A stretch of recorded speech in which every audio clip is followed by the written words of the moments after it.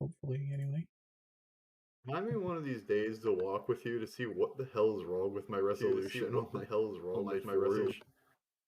It always looked. I have a huge like white line that just cuts through the map. Really My screen. I don't know what's causing it. bizarre. Want to see? I could share my screen real quick. Yeah, let me check it out. What's up, Maze? Hello, how are you doing? Good, sir.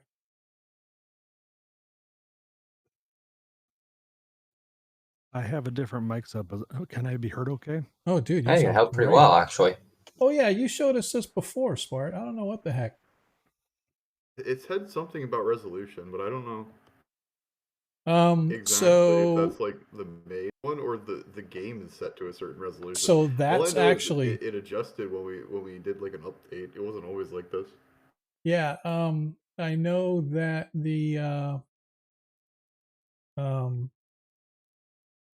the Forge actually requires you to have a certain resolution or it won't render properly.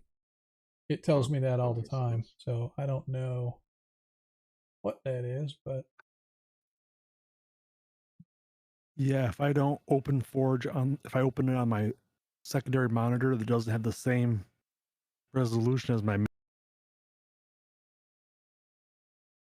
computer, because it won't reset. right. So the question then becomes, I just guess I should just click over here. Yep, there we go. All right, so at least I think our sound is coming out there okay, but I don't know for sure. We shall see as people start to arrive.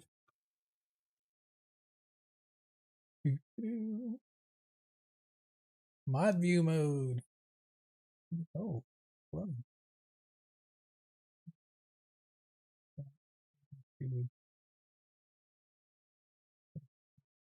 Complete them all. Monkey dropped a whole bunch of stuff on the stream last time. It was funny.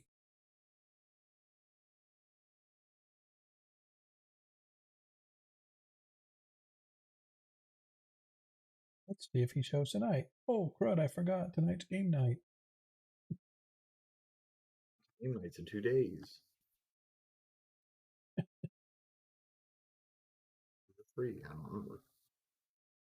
All right. We're kicking down to it. Let's kick this thing going. What do we say?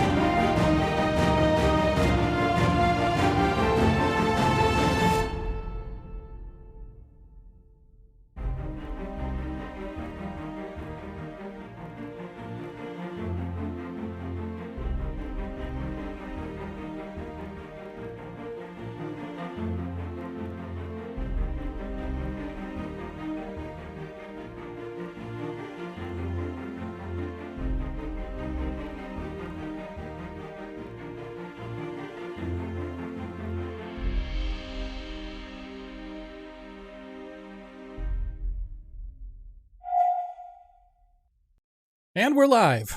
Hello, everybody. Welcome to tonight's episode of Agora Quest.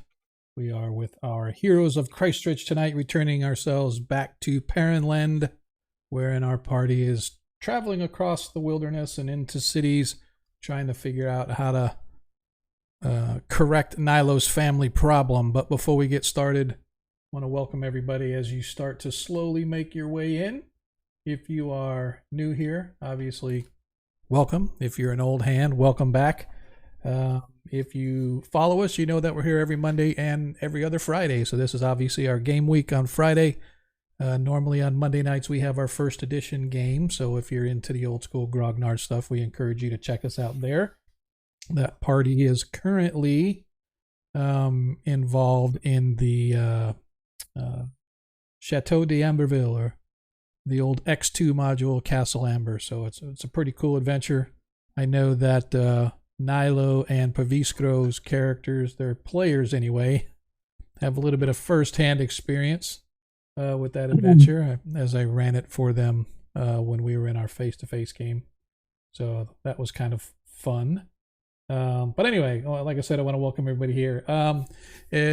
I encourage you, if you want to help the players out tonight, if you interact and watch the stream for a while, you know you earn tokens and whatnot. You can trade those tokens in here in order to give Nat 1s and Nat 20 to the player or party as a whole. Or if you want to donate to me, the DM, of course, you're more than welcome to do that. But I encourage you to get it in early, because they have to have it when it actually the time comes, right? So if for some reason something goes sideways and they need a Nat 20 or something, you can't suddenly jump in and give it to them. They got to have it on hand.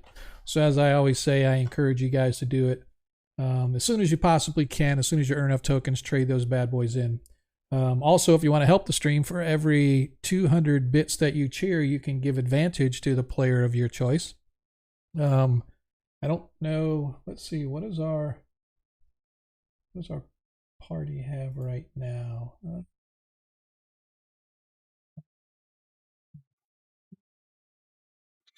Somewhere in here.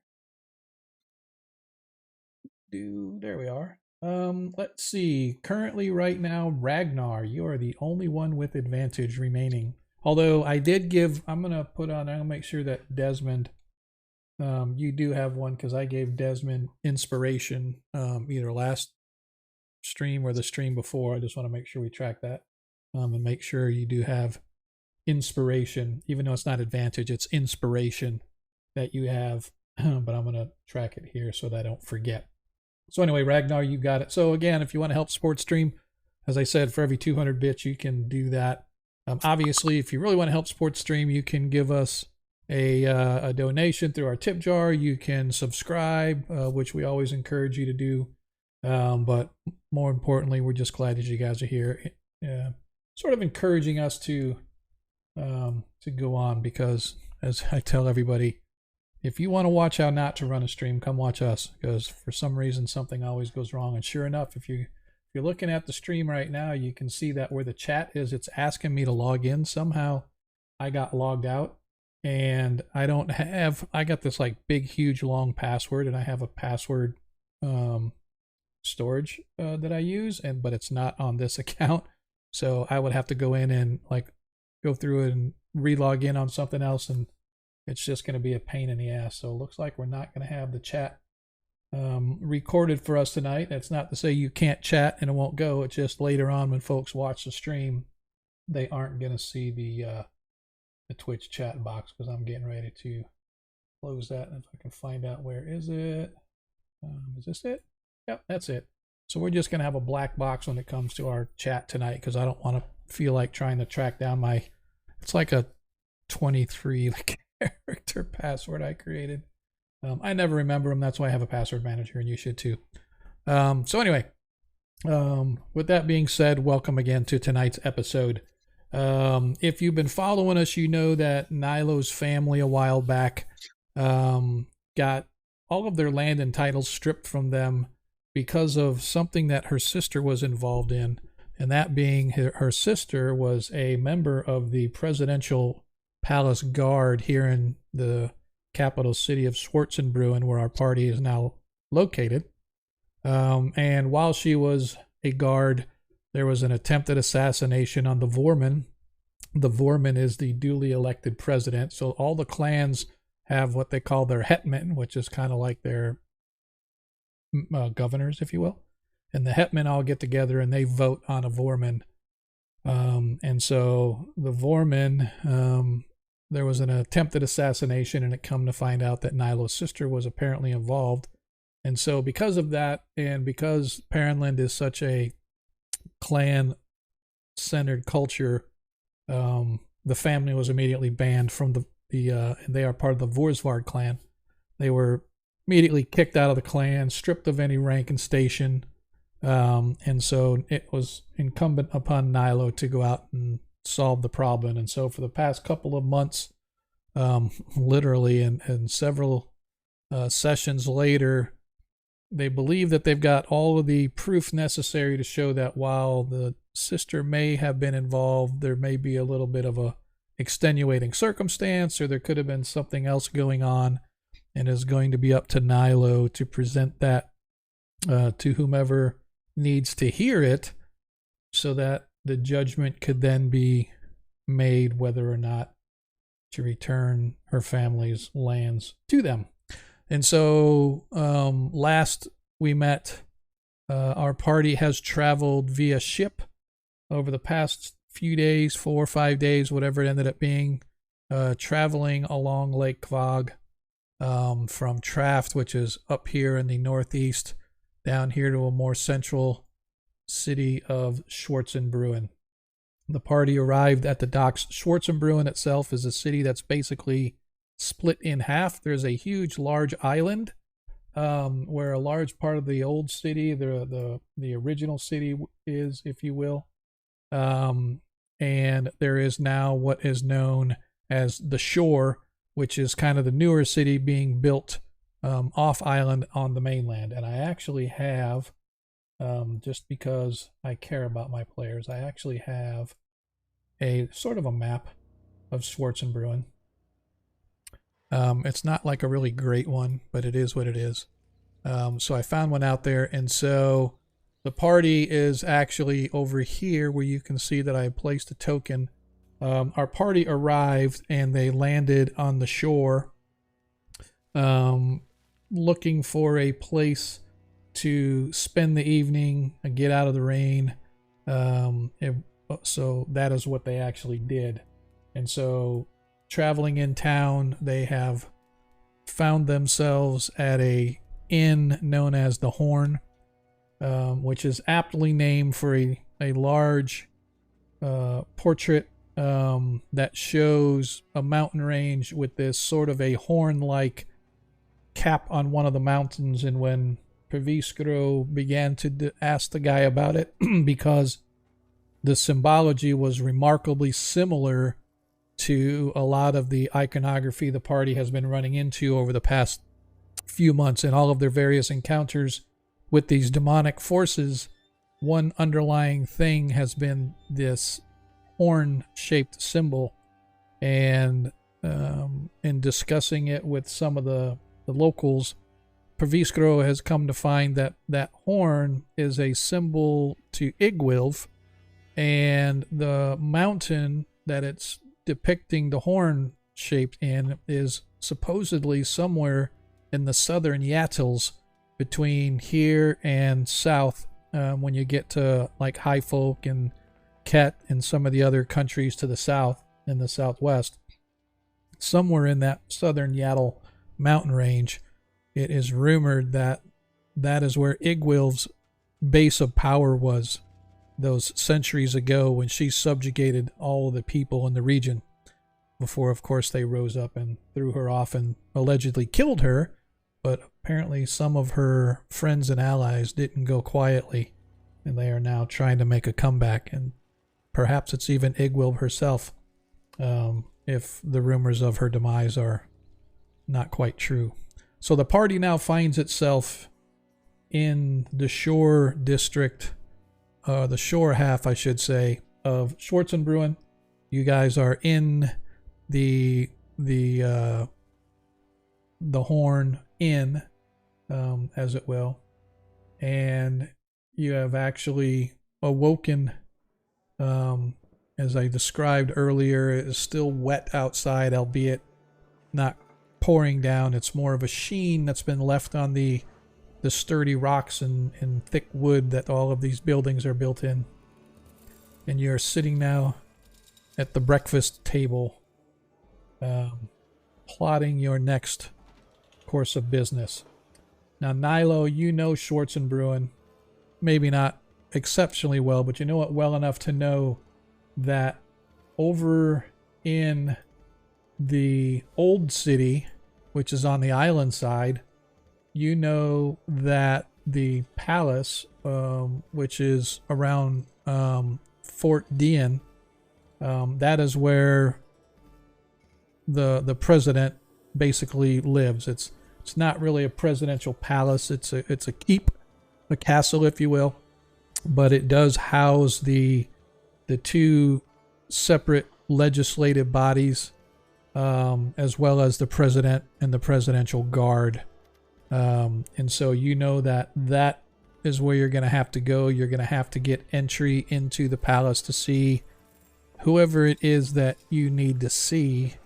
And in this case, you know that your sister was a member of the palace guard. Therefore, you're probably going to want to go see the guy that runs the palace guard. And he's known as the Vorguard's captain. The Vorguard is the presidential guard.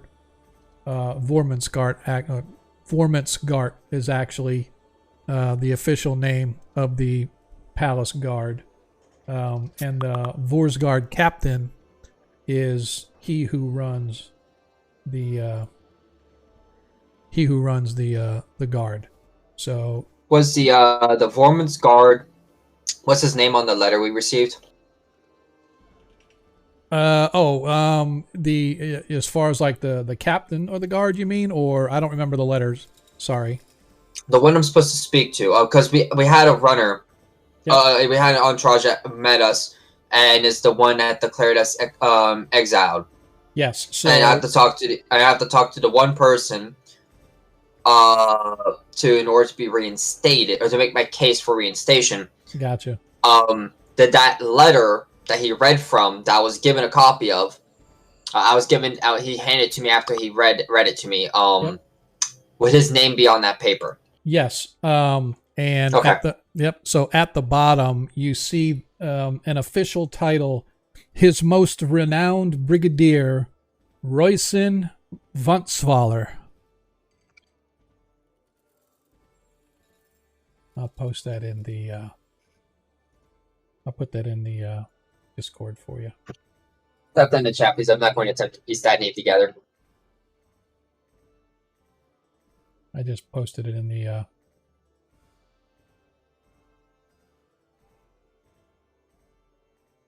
There it goes. Okay. Thank you. Yep. All right. And you said this is late morning or early afternoon? So it is first in the morning. You guys have just gotten up. You're downstairs eating breakfast. The roaring fire. The crowd is going as another day of business has begun. It is now the 18th day of flock time for those that care about dates and such. Flocking! So, entering in the port the night before, she was looking over the city and definitely bringing back a lot of her old memories. She didn't grow up in the city herself, but she was definitely here quite often.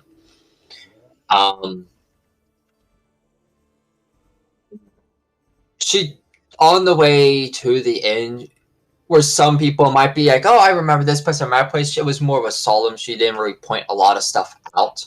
Mm-hmm. But she did know her way around and was able to, unless they had a guide, was able to help them get there. No, there was no guide. It was more or less you guys were taking care of horses and stuff like that. Paviskro was out looking for a place to stay, and you guys found this place known as the Horn. It's not a Gotcha, place okay. it is not a place that you are familiar with. Although you have heard of the Sea Hag. That was one of the other places that was indulged. But based on everybody's thoughts on the ride over, Visco didn't really want to stay. Puking or wanting to puke the entire time. I felt like a nautical themed tavern and inn was not the best idea. Did anyone roll for Nilo? Oh god. I don't remember if we did or not. To be honest with you, I don't recall. Probably not, but maybe. I want to be funny. Let's see how Nilo did. So, yeah, you'd have to go back and watch the stream. But anyway, it is, as I said, it is morning. You definitely have a plan. You have a guy's name. But you do know, yeah, you would have passed easy enough. You do know that it is usually pretty difficult to get into the keep unless you have like business or stated business or whatever the case may be. Like my letter. Oh, letter would probably. Hey, thanks for resubbing, man. Appreciate that. Of course. I can't enjoy that pizza anymore, but I will sure as heck let you enjoy it. That's all right. That's all good. I'll bring It's some. okay. I can go grab 2 17-inch pizzas for $6. So I'm good. Adam, Talking to one of your roommates, I think. Adam will. What's up? I said I'll get the pizza over to Adam and we'll video it and we'll send you a video. So what do we want to do, boys? Well, I think our primary objective here is just to resolve Nilo's stuff before we move on to help try to find Ragnar's. Can you remind me? Was it his? It was his grandmother. It was his With my mother and my Aunt. younger brother. aunt and younger brother. That was it. Got it. One is dumb and the other's also dumb. Yeah, that's a very. I'm sitting there watching from here to here. All right, Nilo, I'm gonna have to turn your mic down, dude. You are blowing my ears. Sorry. No, you're okay. Yeah, I forgot to warn you. This where I'm at now, I pick up everything. I have to have it on push to talk at all times now. Okay. But that's a lot of river to explore. I agree with Pavisco's method of finishing here, going west, and going from there up. All right. So those out in the stream, I did turn Nilo's mic down. I had her at 200% because before we couldn't hear her. But now I set it back to 100. So if you sound weak out there, let me know, and we'll get that took care of. So, hey Jay, pretty great now. Jay, dude, man, welcome to the club, brother. Appreciate it. Appreciate it, man. For those that don't know, Lord Gazuma's in the house. Be on your best behavior. Otherwise, he won't invite us to the Royal Games whenever the Royal Games happen again. And that would be a travesty, I tell you. So, yeah. Cheers with the beers. Appreciate it. So, Nilo, Yes. you have business to attend to. How do we want to go about this? What do we want to do? Is everybody going to go with Nilo to the keep or wherever she's going? Or other party members, do you have things that you would rather be doing than go play kissy face and make up with the Paranlenders? I'd ask Nilo for her preference. For all Paralenders, Sean. Yeah, well, you know what I mean. Not Pavisco. He's not a Paranlander, actually. Well, technically, I earned my citizenship through, with service, but whatever. Service, yeah. Yeah. Service, I definitely want Pavisco with me because he can explain the more arcane side of it than I could. If Tarikas was here, I would love to have his input of the religious aspect of it, but sadly, Monkey Bookers isn't here. Is he coming He's later here. tonight, or is he? No, he's here. Oh, he is here?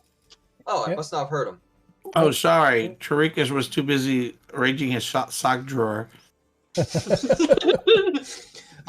the minimum, I would like the two of them with me to explain. His holy socks of Vendor. Yes. He He will assist you all as he sees you lack the skills of healing. Dude just got here and he's already firebombing his friends. Yeah. No. I mean, I'm just playing my character. I got you. Okay. Okay. Alrighty. So for the first time in this campaign, Monkey Burgers is actually playing his character. That's what I like to see. Oh, above the belt, above the belt. Okay. So, got a question. Mhm. How many times do we see our characters' mouths just moving, but no words coming out? What do you mean? Huh? They don't hit the push to talk, or they're muted when they try to talk, and we just see their mouth move, but Oh. you don't hear anything. Yeah. Gotcha. Like, are you All trying to say something? Your words All is right. your mouth is moving, but no words. All right. Back on track, fellas. Back on track. I don't mind if everyone joins me, but those are the two I would prefer to have the most because of their expertise. Okay. So I'll you're come, but I'll stay in the back. okay. So you guys make your way back down to the dock area. There is you can see what they call the new quay over here. This is sort of just another fancy term for loading docks. You can see fishermen as well as merchants loading and unloading goods and whatnot for this half. You can also see that the harbor on the other side, on the main island area, is also filled, and you can see the old dockyards and stuff in full swing as well. So the city almost never sleeps as goods and services are moving in and out day and night. But the other thing that you guys are aware of is that they have so right here there's this what looks to be this long pier, and you can see people sort of standing in this long line, and slowly they walk up to the end. They hand the people at the end, and this is like, you know, we're talking 200-300 feet out, right? So this big, long, huge, for lack of a better term, pier. But you could see that there's merchants hawking wares. They've got little mini shops set up with like flash stores, kind of popped up on the pier, whatever. But at the end of it, you see people walking up and they hand something to guy at the end, and then they step in to this enclosed tent-like area, and nobody comes out. Asking around, you find that for a silver coin, instead of spending an hour waiting for the ferry to get over and come back and then take you back to the other side, for a silver coin you can step through, and they have a little mini teleporter. You can step through and it just zips you right to the other side on the main island. Oh, wow. For only a silver coin? Ooh. Yep. Silver coin. Must be an always on sort of thing. I asked the toll keeper there, Mm-hmm. is there a way for us to cross with many things, or is it just like our bodies and minimal gear? Just yourselves, sir. One person at a time.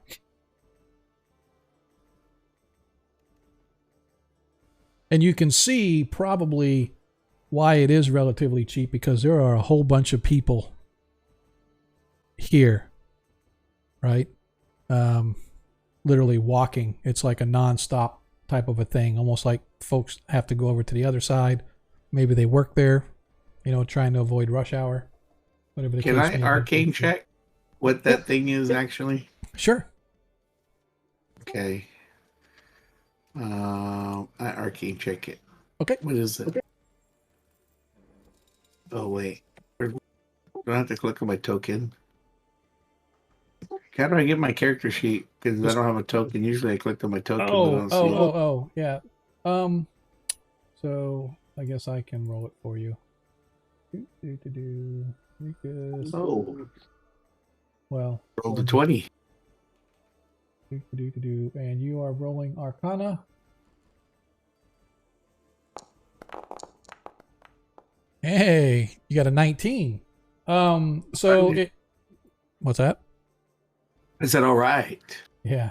So I don't know. I know I put you guys as observers, but that's probably why you can't. But normally, if you double click on the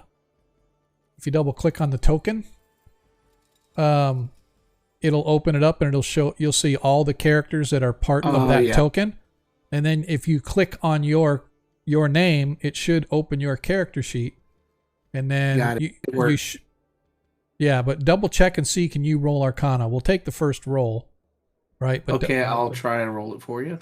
Yep. See if you can roll it from there. Yeah. Okay. So you're able to do it. So just for future reference for all of you, you're an observer, so you can see everybody's token, but you can only you can open somebody's, like, look at their character sheet, but you can't interact with it. But if you click on yours and open it, it'll allow you to do it that way too. So that's just how you can do it with this route when I only have one token for the entire party. So anyway, so you realize that it's some sort of a permanent, I can never remember the name of the spell, but it basically opens up like 500 yards between, it opens up a little circle here and another one like 500 yards away. And when you step Talking about in, like a dimension door. Oh, like yeah, in the it's movie. like, yeah, it's exactly like in the movie, but that's a real spell too. Because my sorcerer has it. I can never remember the name of it, but it's like 500 feet or 500 yards or whatever. But the bottom line is that's exactly what this is like. It's not really a true teleport. It's almost like it shrinks the dimensional space. Door. Yeah, I think. Well, dimension door is like just a single target Yep. thing. I think you're thinking of arcane gate, which is the same thing, but it stays open. Yes. But it's permanence. Yes, Got it. exactly. That's what I was thinking. And that's exactly what it is arcane. I could just never remember the name of it.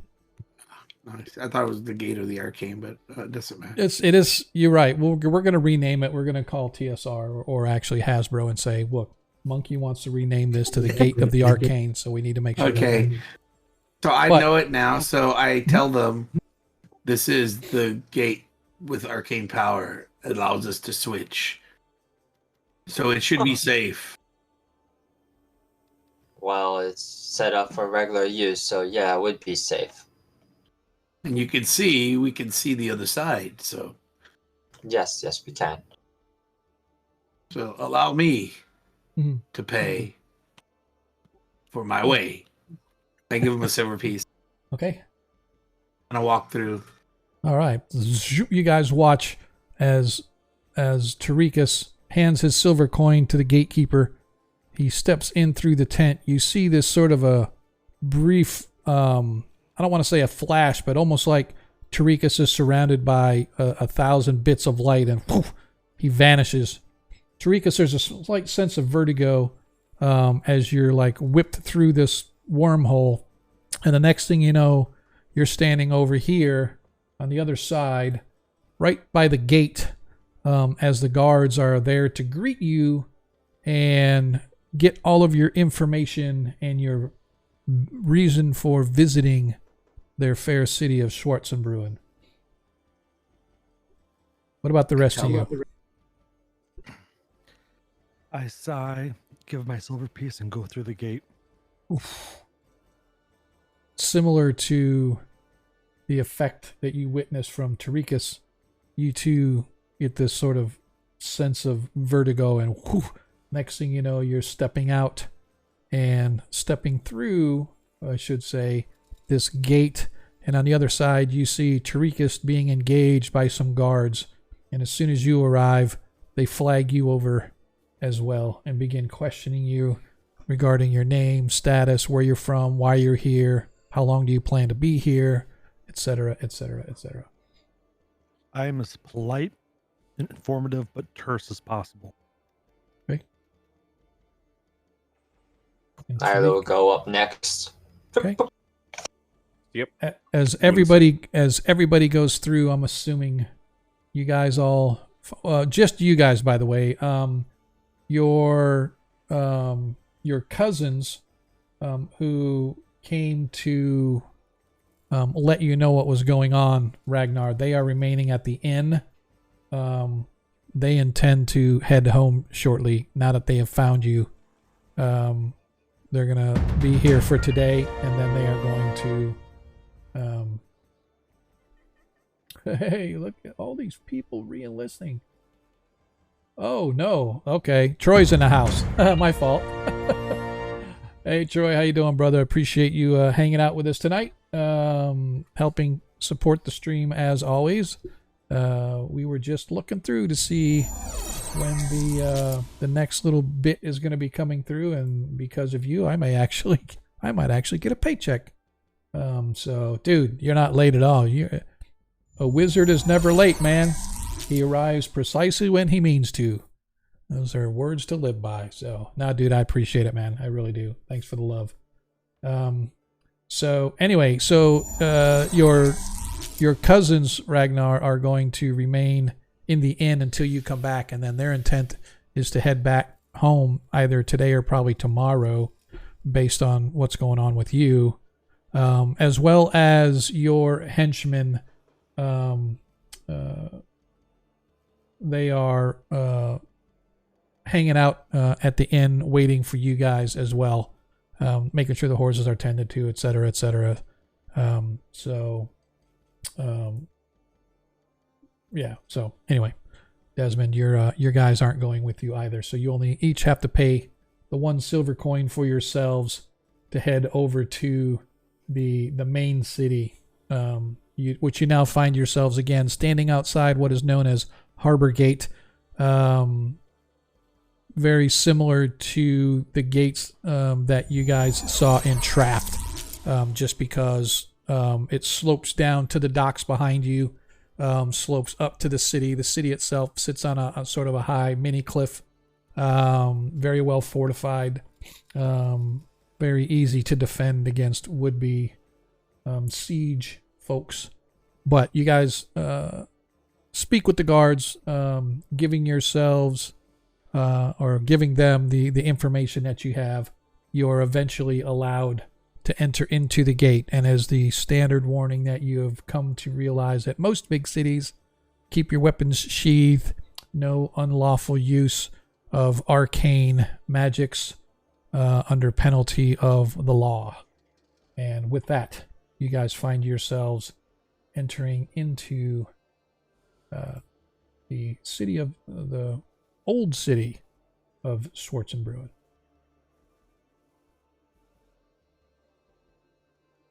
Where to? Oh, Straight up to the temple up there. I need to take care of business. grazie, No. Troy. I don't see a lot of detouring at the moment. All right. What? Troy gave us 1,500 points. What? Damn! Troy? Hang Or on a bits. second. No, those are biddies. Dude, man. Look at there. I appreciate that, brother. That's even We All right, appreciate so the let's see. $15, man. Thank you. Thanks for the 2 $15. for the players, 1 for the DM. So just so you know, 1,000. Let's see. You churned 1,500. All right, and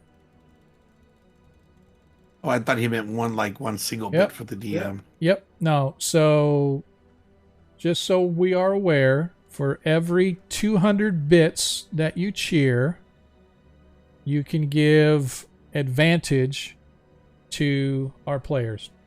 So each player has advantage, and the DM will take an advantage, and I'm going to give the party and the advantage on the other one, and that still technically leaves 100, but we'll just put that 100 as a. Sean. Yep. Go buy yourself a cookie with that $1. Okay. All right. So the DM has 2. Tarikas has 1. Ragnar, you now have 2. Paviskro has 1. Nilo has 1. And Desmond, you have 1 plus advantage. You Or said, plus inspiration. You said it's a 200 bits for 1, right? 200 bits for 1. Right? Okay, so if you give 1,000 for the players, it means everyone has another 2. No. No. He gives There's 1,000. 5 of us. Yeah, there's 5. 200 5 each. divided by 200 is so that everybody gets 1 advantage. I messed that up. Never mind. Yep, math is hard. I got it. That's why I was looking. I'm like, wait, did that add up? Okay. So 1,000 went to the players so that everybody gets 200. That means each player gets 1 advantage. And the DM got 500, so technically I got 2 advantages, plus I have 100 bits left over, and I'm going to take your advice. I'm going to buy a cookie with it, because that's just how I roll. Thanks, Troy, man. I appreciate that, dude. That was completely unexpected, but very much appreciated. It's guys like you that help keep this thing going, man. I definitely appreciate it. Okay, so let's talk about you guys moving through the town. It's probably about just after noontime as you guys arrive at the main gates, and you can see that the walls themselves are old, heavy blocks. You can tell that this place has been here for centuries, if not longer, built upon a solid foundation here on the island. Raised up, the battlements are well maintained. The standard flag of Schwartz and Bruin flies, which for those that don't know, it's a green square with a yellow circle embossed on it, and then there's a blue cross or a blue X in it, and overlaying all of that is a bear, because the term Bruin comes from the old term bear. And so that's how the city kind of got its name, and its flag being flown across the battlements. In addition to the Perrinland standard, red with a white X or a white shield cross upon it. In addition to the red and white flags of the nation, Schwartz and Bruin has the colorful kind of green, yellow, blue with the bear kind of overlay flying as well. Thick, heavy flags that look like, again, they are well maintained. So even though this place has this air and this aura of age with it, at the same time, you can see that it is well maintained and upkept. The gates themselves are huge, thick tree logs interlaced with iron and steel to kind of hold them closed, but they now stand open. Inside in the bailey, you can see the troops moving around, some performing their daily practice and stuff. You can see off to one side, you can see the archers and whatnot, and you can see the swordsmen battling wood and cloth dummies. A lot of action going on there inside the bailey itself. You guys are immediately met by a half a dozen guards as you go to sort of approach the gates, and one of the guards sort of stands up. He has sort of an air of authority. Looking at him, you realize that he is a corporal of some kind, based on your guys that have been in the military and whatnot. And as he sort of stands up, "Welcome, my friends. This is not a public place for you to indulge yourselves. I am going to ask you to keep moving along, please." Nailo takes a step forward and provides the proper salute. I'm Nailo of House Honda. I'm here to challenge and reverse the exile status that my family has been given. He looks at you and he goes, "House Hundars?" And he kind of looks. "You do not look like a Hundar. I knew a Hundar who was a member of the palace garden." Cecilia. Yeah. And he sort of I am her sister. He spits on the ground. And he goes, "Do not speak that evil name in my presence. I will cut your tongue out, regardless of my consequences." And he sort of looks. "How dare you claim that thing as a sister? That was no sister. That is a murderous beast." Why don't you let Sir Roizen decide that after he sees what happened after I confronted her myself? He looks, his eyes kind of go wide just a little bit. Give me a persuasion check, please, with advantage. I also pull out the document too. For extra merit. Let's give me go ahead and give me a check with advantage, please. A persuasion check.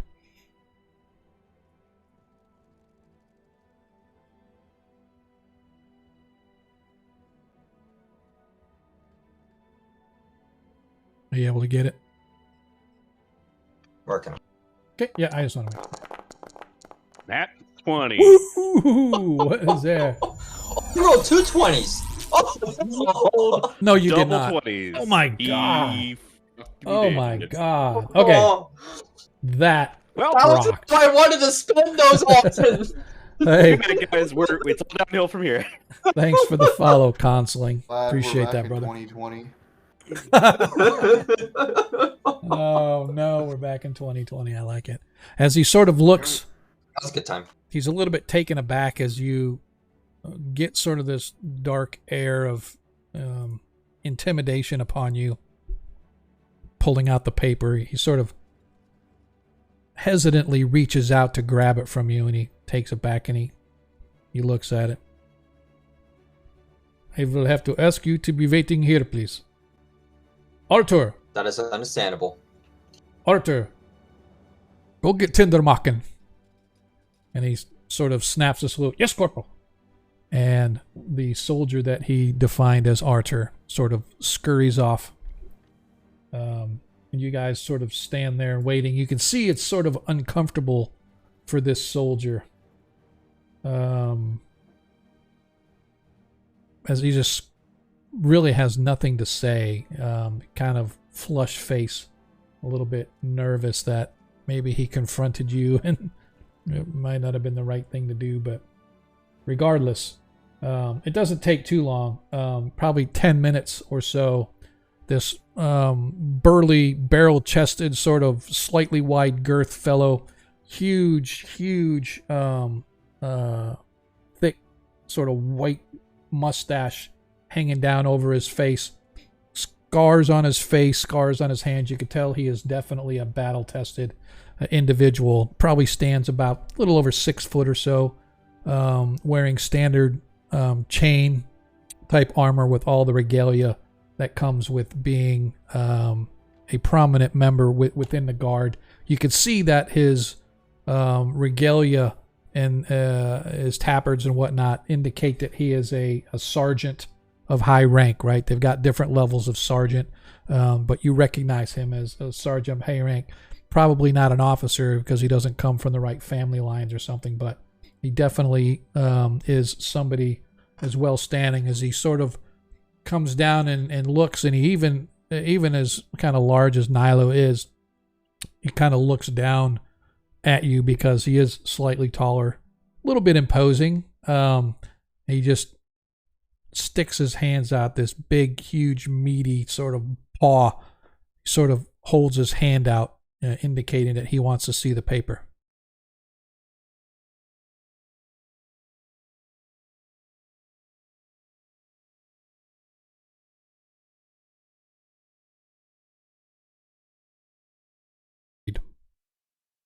You will please give me a I was saying moment that to to you specifically what paper I was giving him. Okay. I'm able to read this now. You're done talking to me. I want to make sure I do not interrupt you to give you every effort and every opportunity to prove it is what you are saying, but I cannot let anything happen until I read it. Can I read this now? Is it okay with you? And he goes... Okay, Sean. as he begins to sort of... As he begins to scan through it, he rolls it back up sort of surprisingly carefully as he hands it back to you.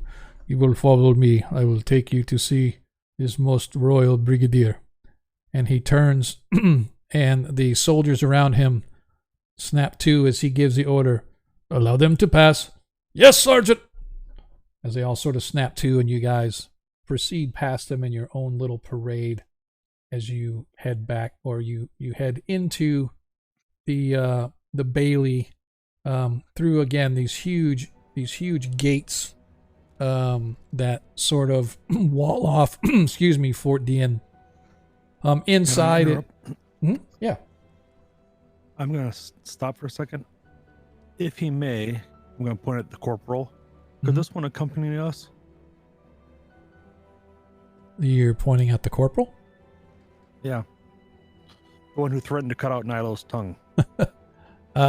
No. As the sergeant turns around.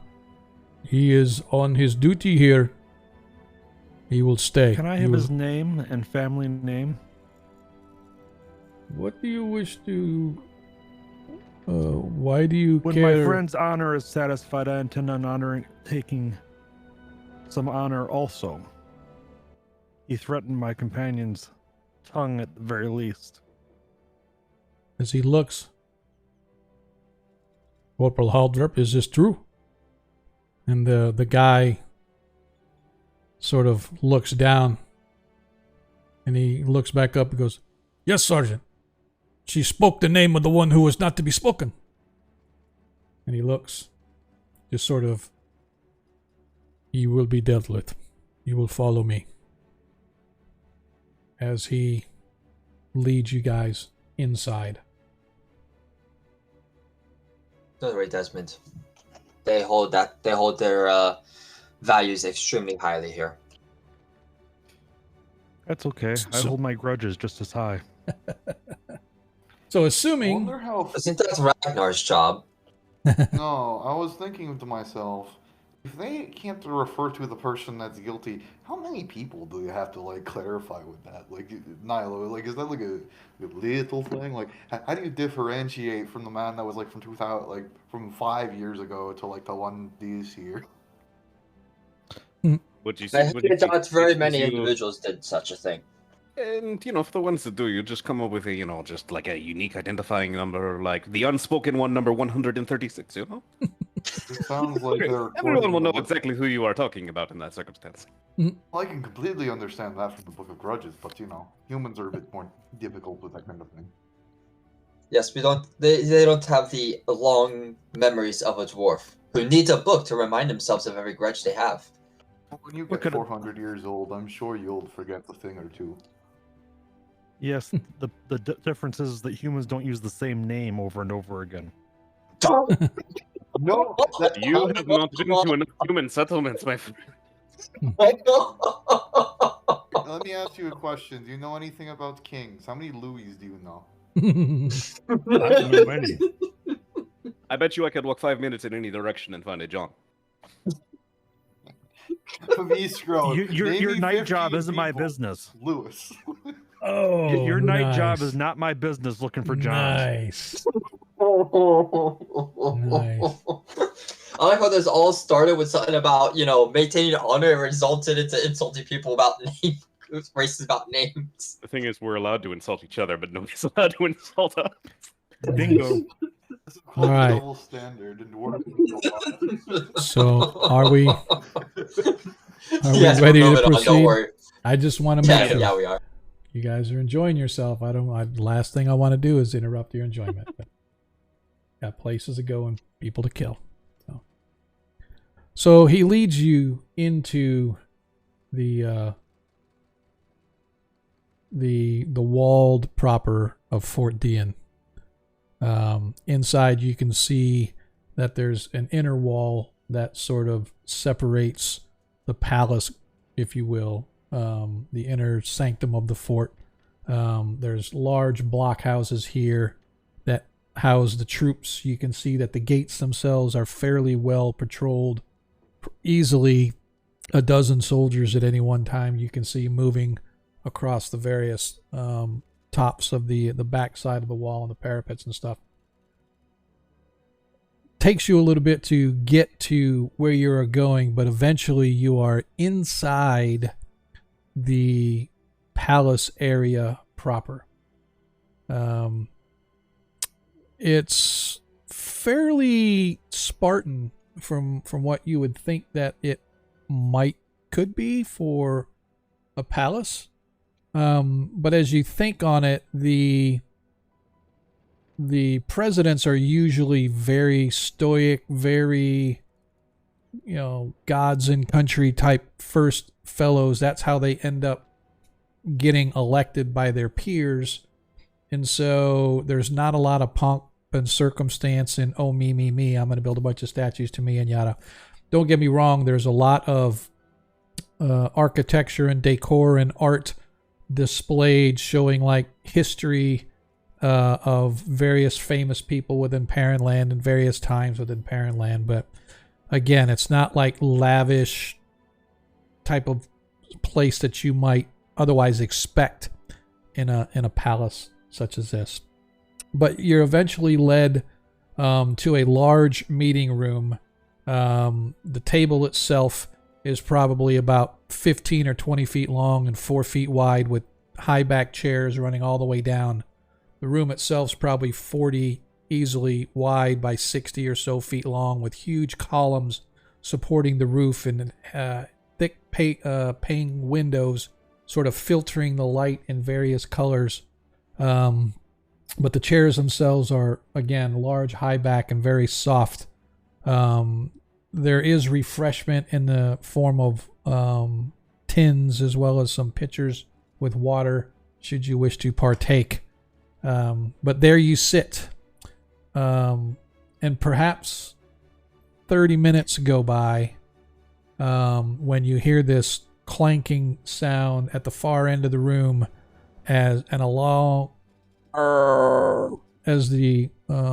unoiled door sort of squeaks heavily, and stepping through is not what you expect. The guy that's coming through, who is supposedly the official title being His Most Renowned Brigadier Royson Vontswaller, is kind of a short guy. He's only like maybe 5'3", 5'4", kind of wiry. He looks like a little bit heavy in the chest, so maybe he's got some like upper body, but he just looks kind of thin. He's not wearing armor of any kind. He's wearing the traditional colors of the palace guard, which are the colors that matched sort of the flag, like the blues and yellows and green. But Nilo, you immediately recognize the black and red garnishings that depict him to be a member of the Vorsvard clan, which is the sort of the parent clan to Hundar. And so as he sort of steps through, you realize that not only is this guy running the palace guard, but this guy is a member of the Vorsvard clan, of which your family is trying to get reconnected. And he sort of strides through. He has this air of confidence about him. Probably middle-aged, mid-40s, maybe early 50s. Got the gray going on, but his hair is still dark. Not like balding or anything, but hair is sort of brushed back. But again, he just sort of steps through with this air of confidence and energy. And when he sort of greets you guys as he steps through and takes his place at the head of the table, and he sort of waves for those that aren't sitting.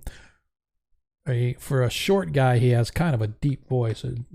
Please to be seated. We have things to discuss, I am told, Nilo of the Hundar clan. Why is it, and what have you brought to me?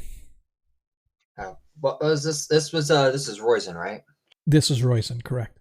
And what was his rank again? He's a brigadier, as far as you know, general brigadier, but he is the Vorsgard Capitan. So he is Gotcha, okay. He is the HMFIC of the Palace Guard. And for those that know what HMFIC is, that's the head motherfucker in charge. Alrighty. Brigadier where was that? Okay. Brigadier Vontswaller. I have recently been given papers of exile for crimes that my sister Celia has committed against your clan. I am aware. I am the one that signed the order. Of course, as you know, I alone cannot act in this matter. This was determined and put to vote through the council, and the Canonical Council agreed with the assessment and moved forward with the charges. While her hand may have been the one to do the deed, her mind was not. I have with me evidence of a mind control that she had been placed under, alongside the reports from various religious and arcane individuals that have also sided with this end of the story. And she's going to present the paperwork and the notes. And the one that, what was the name of that demon again? Grizit. We're gonna call him we're gonna call him Grizit so that we don't interfere him with Grost. Right. Gotcha. So we don't want to go to the Forgotten Realms or anything, but Good old Grizzle. Yep, good old Grizzle. The demon has been occupying an elven temple near Traft. His name was Grazit. and it has a very strong mind control. It turned an entire group of Beru worshippers, including their head priest, into his own servants through various forms of charms and mind controls. He was in fact possessing the head priest's body himself. As he's sort of reading through these documents, you could see that his mind is sort of kind of clicking, kind of trying to take in what you're saying, trying to figure out what the documents say as opposed to what you're saying. And so this demon Grezit, you have slain this creature? At least for the next several hundred years. Truly slaying him was beyond our capability. It will require priests and wizards of much higher power and skill in order to do so. But he is once again trapped in his, I look over the papers, go, magic jar, correct? He looks over to you. Correct. I just want to make sure that I'm remembering this correctly, because I know I missed a session somewhere in here. Did we actually destroy the physical embodiment of the demon on this plane? No. What you guys did was you slayed the high priest, Arthur Stevens. And when you slew him, the demon escaped his body and tried to possess Tarikas.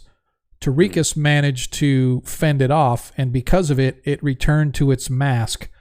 The demon itself, you knew, was a prisoner, or at least seemed to be a prisoner of the complex. Couldn't leave the complex, but the mask is where it was actually the magic jar, right? So it was sucked. It had to go back to the mask or perish.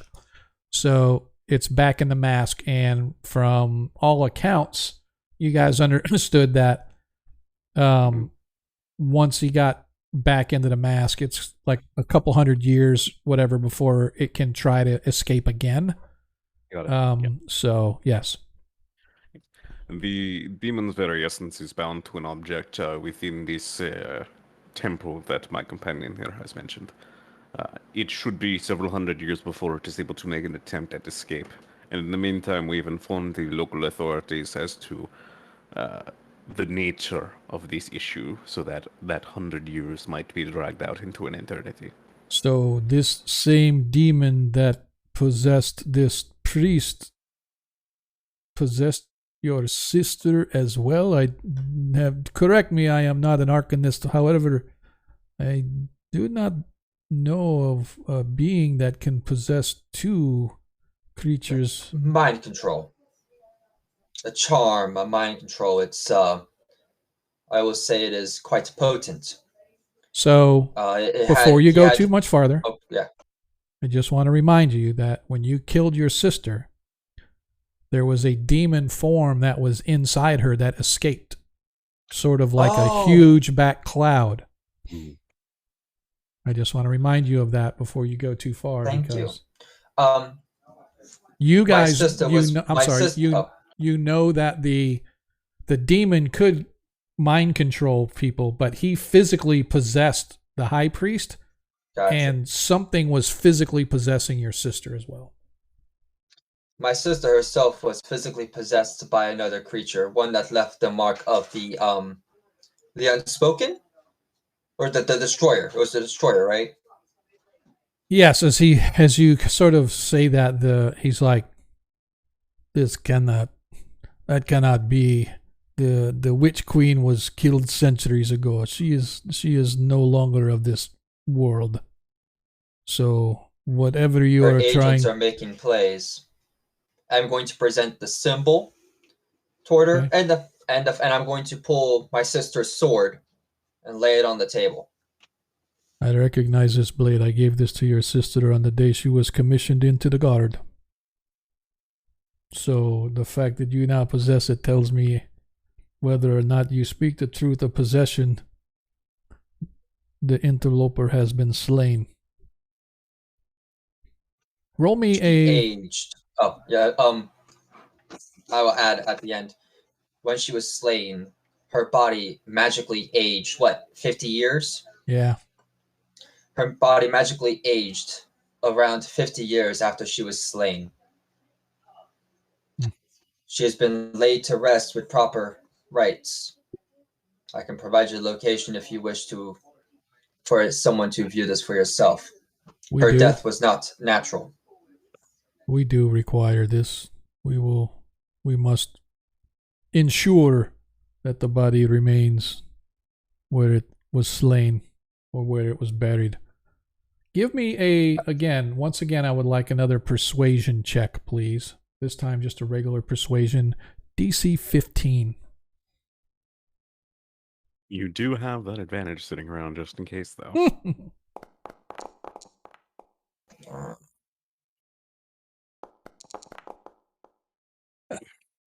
Not quite there, but close. So I can at least get half. Go ahead.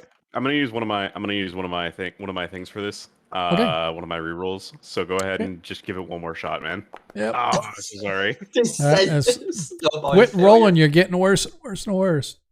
As he looks, I shall have to think upon this. I cannot surreptitiously just overturn what has been done and voted by the Canonical Clan or the Canonical Council.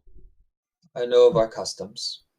However, I shall review the information that you have provided. And he sort of waves his hand and looks at the rest of you. Do any others have any input that I might bring before the council? Excuse me. Before I bring to the council and have them vote on my recommendation. I am Tarikas. I am new to the party. I did not know he killed his sister and released a demon. Okay. You weren't there with the party when they... I could have swore you were. Tarikas was there. Tarikas was there. Yes, well, Here's the real question: was Tarikas there? Yeah. I retract my statement, sir. You were up top fighting the Guardian. Yeah, you were fighting Desmond. the Guardian. Correct. I guess so. In a sense, you did not know that the demon escaped the sister, but you were there when they were fighting the sister, and you were fighting the Fae, the corrupted Fae. That was a big, huge deer. That was getting ready to kick the crap out of everybody, but you guys managed to take it down. To be fair, the only person that really didn't see it was probably Ragnar, and that's because of the betrayal. That's true. I did not fucking betray you, Spartan. You fucking stabbed me. No, he did not. Betrayal. I need to go back and rewatch that whole session because that was kind of funny. It was. It was kind of funny. Horrible. I like that. So he takes the documents from you, and he says, I shall review these documents. Of course, you understand we must verify the validity of your saying that your sister was indeed slain and buried. We must verify this. Once all of this information has been corroborated, then and only then will you be able to present your case to the council, and the council will then make the ultimate determination on whether or not your family will have its rights renewed or you shall remain excommunicado. Sir, I understand. I must add, I am a priest, or I am a worshiper of St. Cuthbert, and what he says is true. You can be assured I have validated his story. That may very, very well be. However, we have our policies and we have our procedures. I do not know exactly how long this will take, but I shall ensure that it has the highest set of eyes placed upon it, and the highest priority will be set to validate your story. We shall send word to you when we are ready to announce to the council, and you will present your case there. Should you desire, we have city specialists with the law who will aid you in presenting your case to the council, or you may seek to represent your family yourself. It is up to you. I believe I will speak with them. They are much better at this than I possibly am. Very well. So until that, Nilo of Hundar, you remain outside the normal clan. You are clanless as far as we are concerned. But I assure you that if what you say is true, we will work to make sure that your family is restituted. I appreciate the your due diligence, Brigadier. Your sister was a great loss. I feel for her soul. But justice has been done. As he takes the paperwork and the documentation that you have provided for and excuses himself. And a moment or so later, Sergeant Olaf reappears and says, "You may follow me. I will take you to the gates." Of course. All right. So 10, 15 minutes later, give or take, you guys find yourselves once again standing in the streets of Schwarzenbrunn. Sort of what to do now. Well, I thought about having my sword dressed up in the last city we were in, but if we're going to be waiting around here for a little while we wait for a trial, maybe I'll go find someone that can do that here. Last realistically is a good question, actually. What's that? I'm just saying it could be Nilo. Well, give me a history check. Anybody want to give me a history check? Yeah, I was gonna say, like, I don't think we can stay for weeks for the trial to get over, because it will take them weeks to get to the grave to confirm it. Yeah, I was going to leave them with my mother's location. Okay. On the off chance that we could not be reached. Okay. Yeah, so you guys all realize that when he says it's going to take a while, yeah, you're probably talking minimum of a month, maybe even more. If you have any inkling of how government normally works, even expedited. Your clan is a little bit more nomadic, right, Nilo? Question mark. My clan specifically, yes. Though I don't remember much about the Versward. I believe they were, though, correct? Versvard, they are... No, most of the clans have the regions that they settle in. So the Versvard clan, their base is actually in the direction where you guys are going around Crestable, right? So the Versvard have a heavy presence there. But the Hundar clan, yeah, I mean, you created the Hundar clan, so if you want to say they were more nomadic, but they're nomadic within the various states, right? So the canton of Crestable, which is to the southwest of where you guys are now, that sort of, they were moving around within that region, right? It's not like they went from here across the country and then coming back, right? It was all normally in the states. Yeah, it would all be within the region. Right. Got it. Okay. So what I was going to say is, like, it sounds to me like this is a situation where you speak with one of those representatives who is, like, meant to help you with this sort of legal process aspect of this. You give them all of the information, and it is literally their job, whether it's because they're paid or subsidized by the government or whatever, I don't know, to take care of this for you wherever you might be. That was my understanding of this. That's where I was going with it too. Does that sound about right there, Sean? So if you want to do that, then talking with these legal scholars and whatnot, it takes you guys another couple hours in order to find it. So it's starting to get a little later in the day. But you do manage to find some that would be willing to represent, but it's going to be 500 gold a month. So if it takes 6 months, it'll be whatever. If it takes a month, it's 500 or whatever. So that's their fee that they will charge to represent you to the Canonical Council. Lawyers are expensive, guys. Who knew? They cannot afford that. How short are you? I got 187 on me. All right, I'll cover it. You owe me. Okay, I owe you. I will. this is very important to Nilo. In order to have her around and not just like sitting in town while we do the other things, I'm more than willing to front that cost. So Fifiskor will pay 500 gold for that. And I do need Nilo to remove the sword from her inventory, please. Oh, did it take it back? Yep. Yeah, that sword is for the guard. They're specially made swords that are given to the guards. So 30 platinum, 200 gold pieces later. okay. Is there any compensation for recovering and returning the sword? Because I'm pretty sure that in itself is a something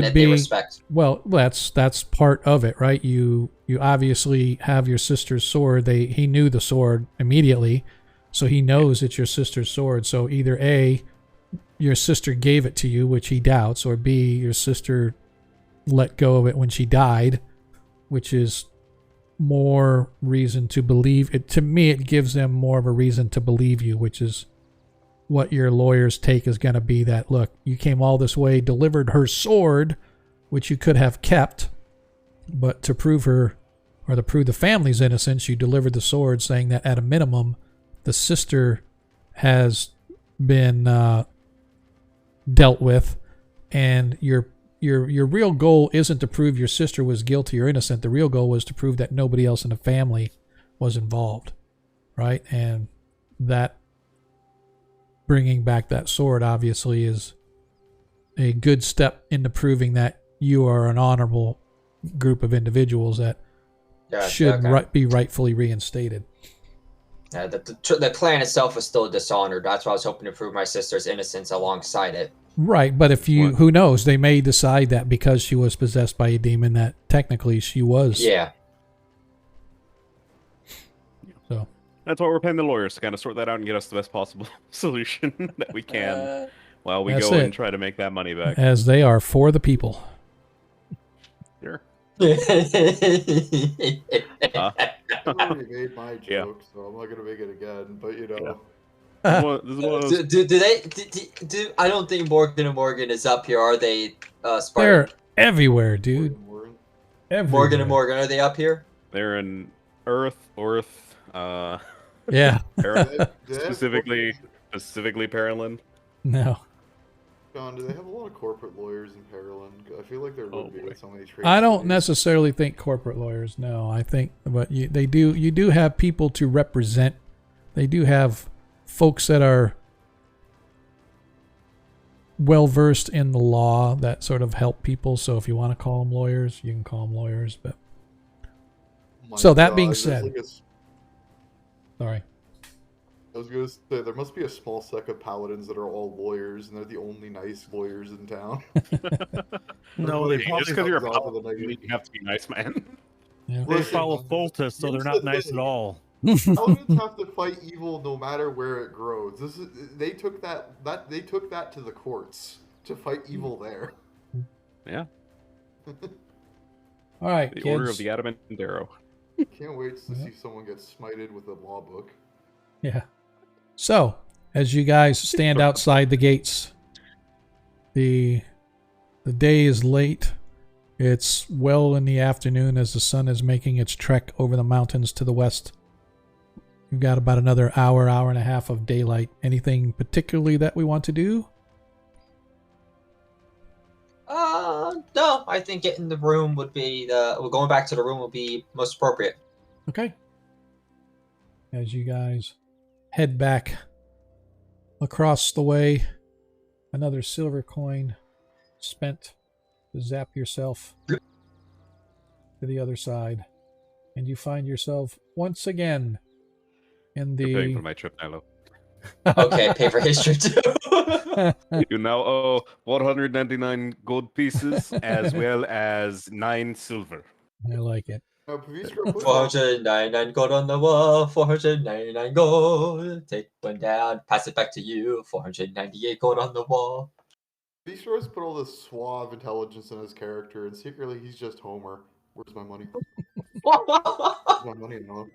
All right. That's You not guys- right. He's not Homer. As you guys are back in the tavern, Anything particular that you guys want to do tonight, or we just want to move on to the next day? Because I really got nothing for you tonight, unless there's something that you wanted to do. We should just move along. I don't know. It's like there's suddenly a rat incursion from a vermintide. We're good. Yep. All right. So everybody, give Listen, yourself we a know you long just got rest. your rat art, but calm it. Hey, we have a warband leader. Everybody, go ahead and give yourself a long rest. If you have not already done so. As you guys awake the following morning, your cousins, Ragnar, the twins, Angie and Actrum, that came to deliver the message to you, are up early to have breakfast with you. As they look and they're, well, cousin, we are heading back to the home. What shall we tell father? What shall we tell your father? What shall we tell their uncle? Bathing, which is better to tell him. What story have you already cocked up for them in terms of explain what's going on? We have not anything. We are just going to tell them that we found you and that you are going to Kreistrich to find your aunt and your brother. But we have not. We were not concocting any story. We were just going to tell them the truth. We have been searching for you for 2 months now, 3 months now, and we are glad that we have finally found you. 2 months, 3 months, whatever. It's been a while. Don't ask the DM to remember dates because he doesn't. Listen, I would normally let it slide, but then he put a calendar in the game. I do have a calendar. I want to make sure that we keep track of time, but I don't remember the exact date that they started looking for you. But it's been a couple months when they finally found you. Yeah, that's what makes me like more like hesitant just to say anything, because missing for like 48 hours is usually pretty bad odds. Missing for 3 months, those are even worse. Yeah. Yeah, well, some of that dwarven fortitude will pay off, I'm sure. This is true, but my little brother's not that good. Well, just tell them not to worry, and we'll dig them out of whatever hole they've managed to fall into. By the way, can you pass something along to Uncle? Yes, of course. Ragnar's gonna retrieve the letter that he got from the orcs that mentioned the tunnels under Ixag. Okay. From a couple sessions ago. Yep. Okay. Can you get some clarification on this map? Can you ask Uncle or Father to look into this to see if they know where these tunnels were? Ooh, you got a treasure map? Is there treasure? Can we go with you? I bet there's like huge amounts of gold. We could be rich. The family will be settled forever. We'll never have to work again. As they start sort of settle for that. You know that well enough. As they start looking at the map and like pawing their fingers all over it and stuff, trying to look. Let me look. No, let me look. No, let me look. I thought dwarves liked working. They do. Then why do they want to retire? Because they're acting like children. As they take the paper of, we will find out. I can be sure, and if they can't find out, we will find out for you. Just don't go exploring in these tunnels. Trust me, there's no treasure down here. Based on what we've found with them, there might be a group of orcs infesting these tunnels. Orcs? I will take my hammer and smack them till they die. No. You will go, talk to Father and Uncle, and find that information out for me. And then you send a messenger with what they figured out back. Send it to Sean. What was that town that we were heading to next called? Kreistrich. Oh, is it Kreistrich? Okay. Well, Umpt is the one you were going to because you had mentioned that your aunt. Like the one that's along because we're heading to Ixag after this, so eventually, yeah. So, yep. So, probably yep. So here's the map. So you guys. Your aunt was coming down this way, and to get to Kreistrich, she had to go through Umpt. So your natural thought was, hey, before we go all the way down to Kreistrich and track her down, let's see if she even made it to Umpt. Because if she didn't make it to Umpt, then you could start working the way back up the roads to head back toward Exag until you found where the last time she had been seen. But if she did make it to Ulmt, then you could head south toward Crestable until such a time as you either find her or you get it to Crestable or whatever. Yeah, because in my opinion, by the time they're going to get back to Exag, a letter might be able to get back to Oomph by the time we return if we head south. But if we're heading north to look for her, we'll probably just end up in Exag just around the same time. So Right. it'd be pointless to send a letter at that point. Right.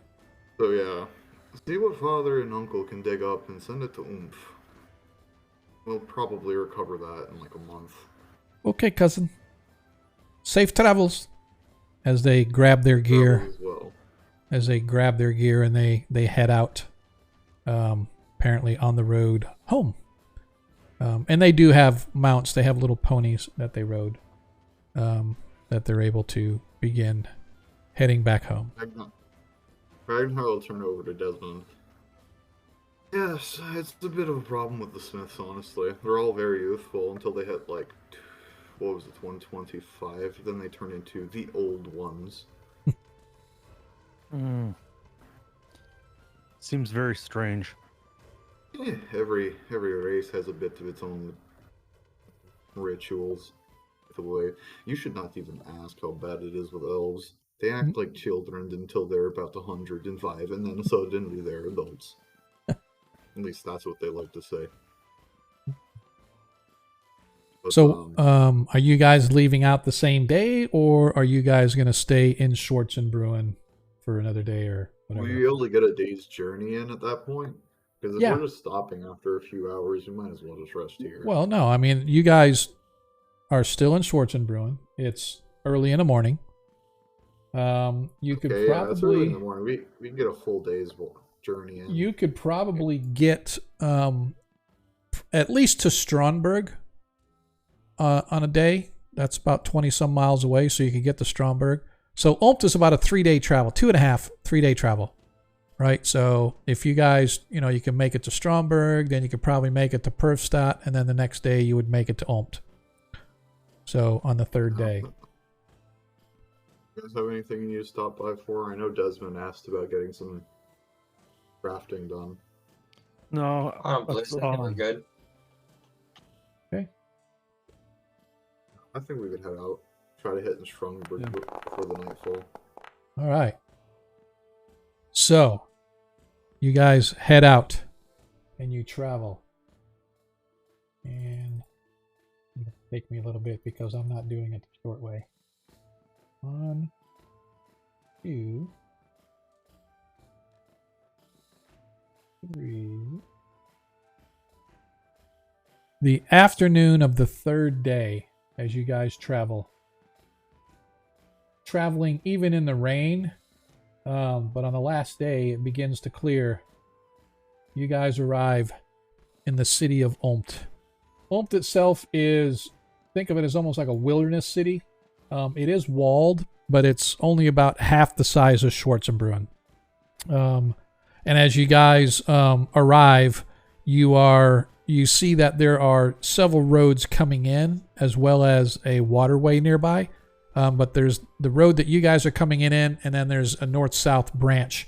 It sits sort of at where it actually sits is almost like on a little mini plateau, because as you guys are moving west, the ground begins to become more upward as you begin to move into the lower hills of the eastern Yaddles. And so as you guys finally get to Ulmt, it sort of sits on this little plateau, and you can see that the road running to the north and to the south actually has these big, huge stone bridges going across gorges. And you guys cross over one of the bridges as it finally arrives into the town itself. And it actually seems like it's a pretty well defensible location, just because of the fact that if you were to somehow block or destroy the bridges, nobody could get to the town itself, because it's, unless you're coming from the hills down. But if you're coming from like east, north, or south, it's like completely blocked off, because it's almost sitting up on, think of like Denver, right? So it sort of sits on this high plateau, only it's not a mile high. It's, maybe 1,500 feet, 1,600 feet above sea level as you guys move your way up into town. But again, the walls sort of encompass around the place. Most of the streets are dirt of some kind, very little stone work, but it's very hard packed earth. But the recent rains make it a little bit sloshy and muddy as you guys arrive. And passing through the gates, what do we want to do? It's about 3 in the afternoon when you guys arrive. Almost 4, 3 in actually. the afternoon, jeez, that's about to pub time. Right.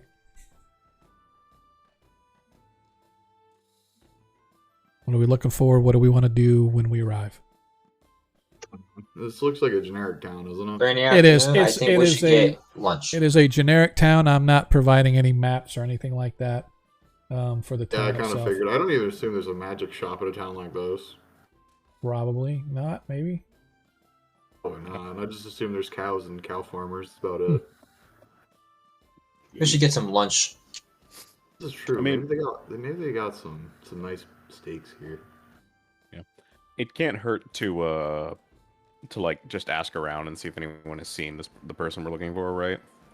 Yeah, that's true. I have a description of. Actually, no. I had them draw a picture, didn't I? Yes. I you have did. a perfectly realistic, lifelike, portrait of them. That's just like a Yeah. rolled up piece of paper. When you open it up, it's like you're looking into a 3-dimensional image of them almost, like a perfect representation. I'll just hand that to you.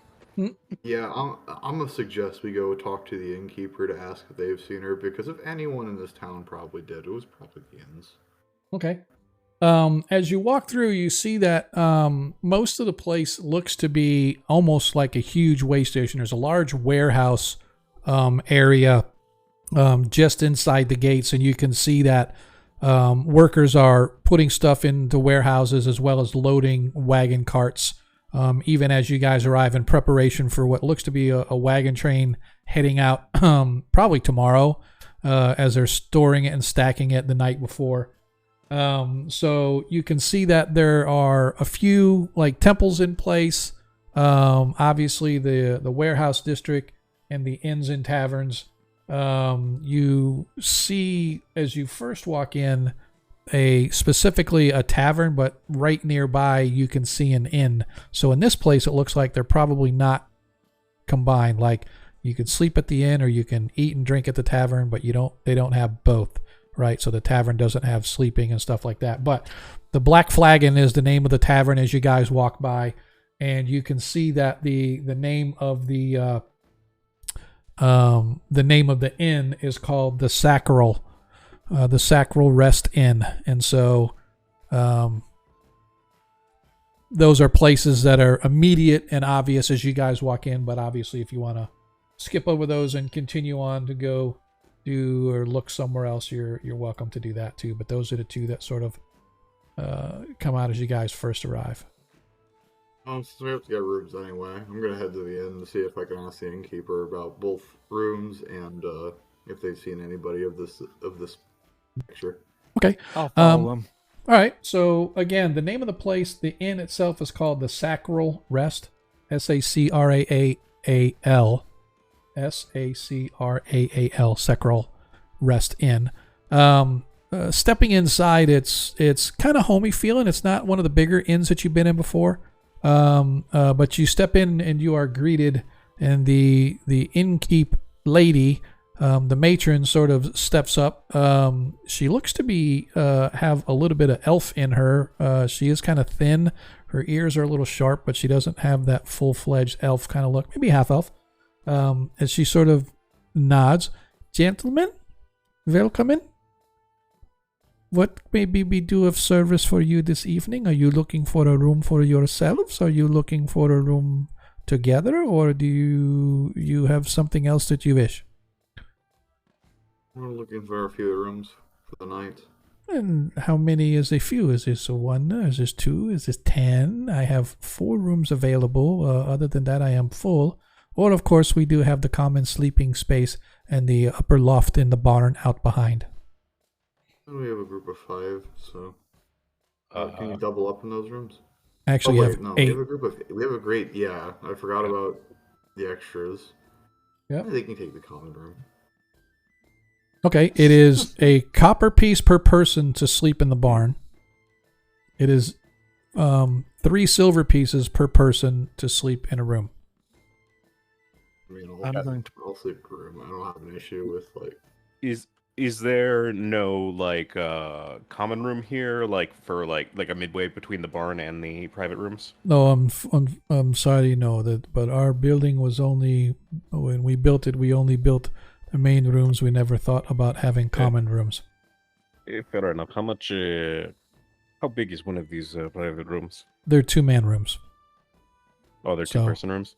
Yep. So you have Okay. two. It's 3 You have silver a two person, so.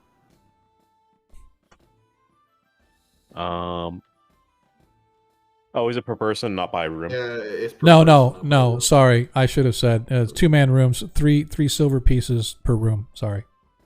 Got it. I'll throw in 3 silver. Desmond, do you want to bunk up with me?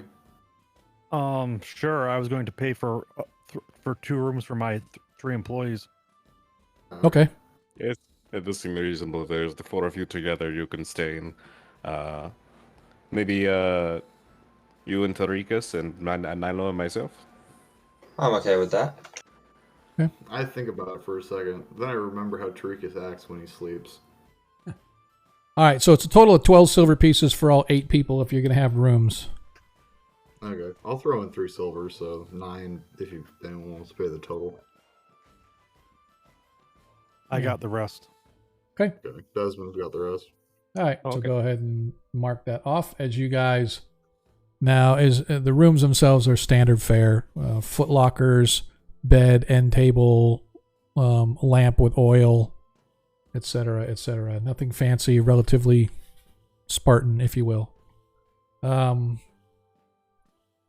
So it is, again, it's roughly 4 in the afternoon. What else we want to do?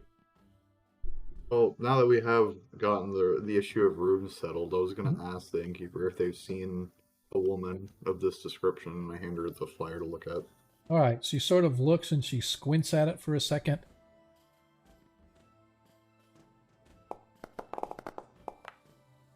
No, sorry. I know most dwarf folk come through. Don't have lots of dwarf folk come through, but that one, no, not recognizing her. Sorry.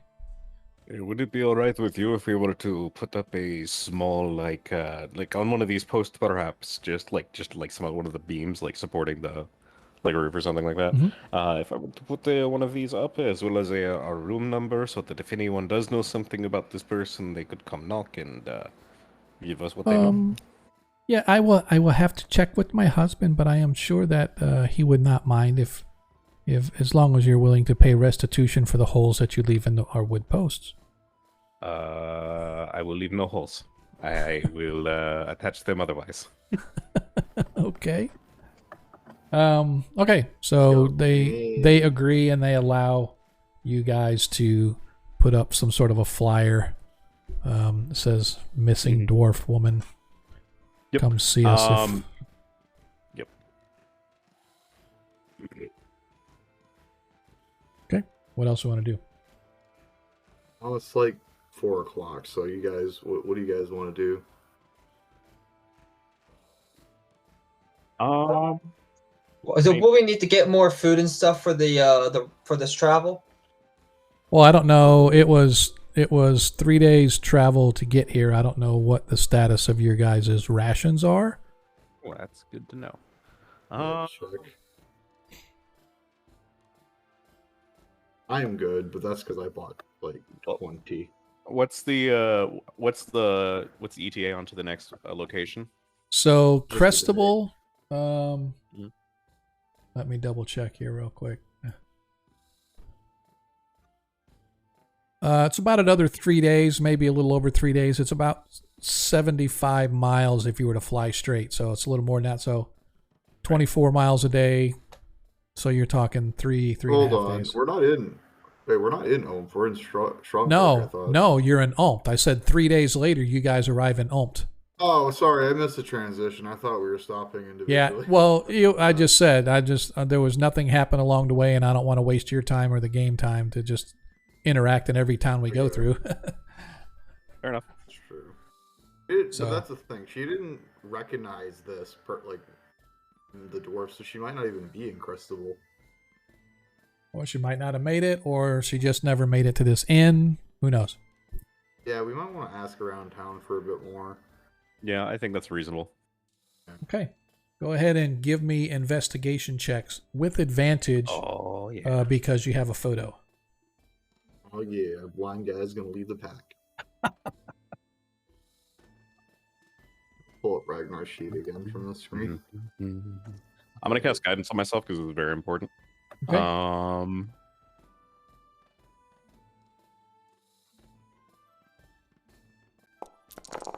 Okay, Oh. that's Rikas. Jesus. Look at Tarikas rolling. Nice. damn it, man! That guy is very good at drawing a crowd as a preacher. So Yes, he does. must have drew So something as you to- guys work your way through town, the sun starts to get a little long in the tooth, but eventually you manage to find one of the guys that works at the warehouses remembers your aunt coming in a couple months ago with her wagon train. He doesn't know much details, but remembers that it was her, several wagons, and folks knows that she was still headed south, but don't know where. But he definitely says, I'd never forget that spitfire of a woman. And Mars has that effect on men, unfortunately. But they definitely recognize that she was here with a wagon train heading south somewhere. That tells us, yeah, we're still on the right trail. Yep. Mm-hmm. We know where we're going. So that means she made it past this place and went possibly actually got to town. Yeah. Now we have to check in Crustable, see if anybody saw her there. Because if she got that far, that means she went even farther south into the mountains. Yep. I just realized that my sheet had none of my skill proficiencies on it or my ability modifiers. It was strength and constitution for fighter, right? I don't know. For Oh, what proficiency. are you asking for? What? No, you're no. Fighter is strength and dex. I'm pretty Strength and sure. dex. Pretty sure. I'll double check for you. I'll send. Oh, I What can also happened to just your send you character sheet? I don't know. I just happened to look at. I accidentally clicked the proficiency instead of the skill, and I realized, hold on, none of them are Oh. clicked. Yeah, I was thinking monk. You're right. It's strength and con. Like, what? How did this happen? Thankfully, Well- none of the rolls I made actually depended on that proficiency, but still. Well, you can always re-import it too. So, No. It's fine. all right. Want to make sure your sheets That are was an correct. easy- Yeah, that's an easy fix. I just have to look. I'm like, what? All right. So you guys have confirmation that Maz was here. What do we want to do now, since it is roughly dinner time? We don't want to do anything in town for the rest of the day, or are we just going to wait and head out? And... We know where we're headed. We don't want to travel by night. Are there any known mages or magical organizations within this town? Give me an investigation. Oh, absolutely.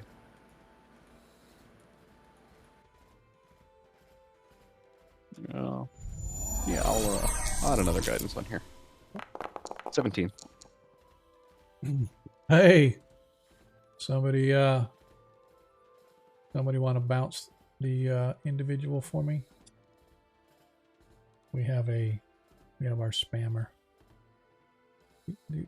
Where are you? I'm loading in. Yeah. Oh, Thank you. somebody beat me to it. Oh, well. Yep. Thank you. Thanks, Monkey. Thank you, monkey boogers. Appreciate that. I didn't get to it. I didn't have my I only had my stream elements open, so. All right. We don't need some So therapeutic slive in order to boost our ratings. asking around a little bit, Praviskru, yeah, you find that there's not like a clan of magic or a guild or anything like that, but there are a couple of practitioners in town dealing mostly with things like potions, apothecary type stuff, the occasional hired gun, for if somebody needs like protection on a wagon caravan or something. They want somebody with arcane ability, and that aspect. There are a few temples in town dedicated to the various Flanish deities. Obviously, Pelor being the lead dog and all of those, but a few others. But yeah.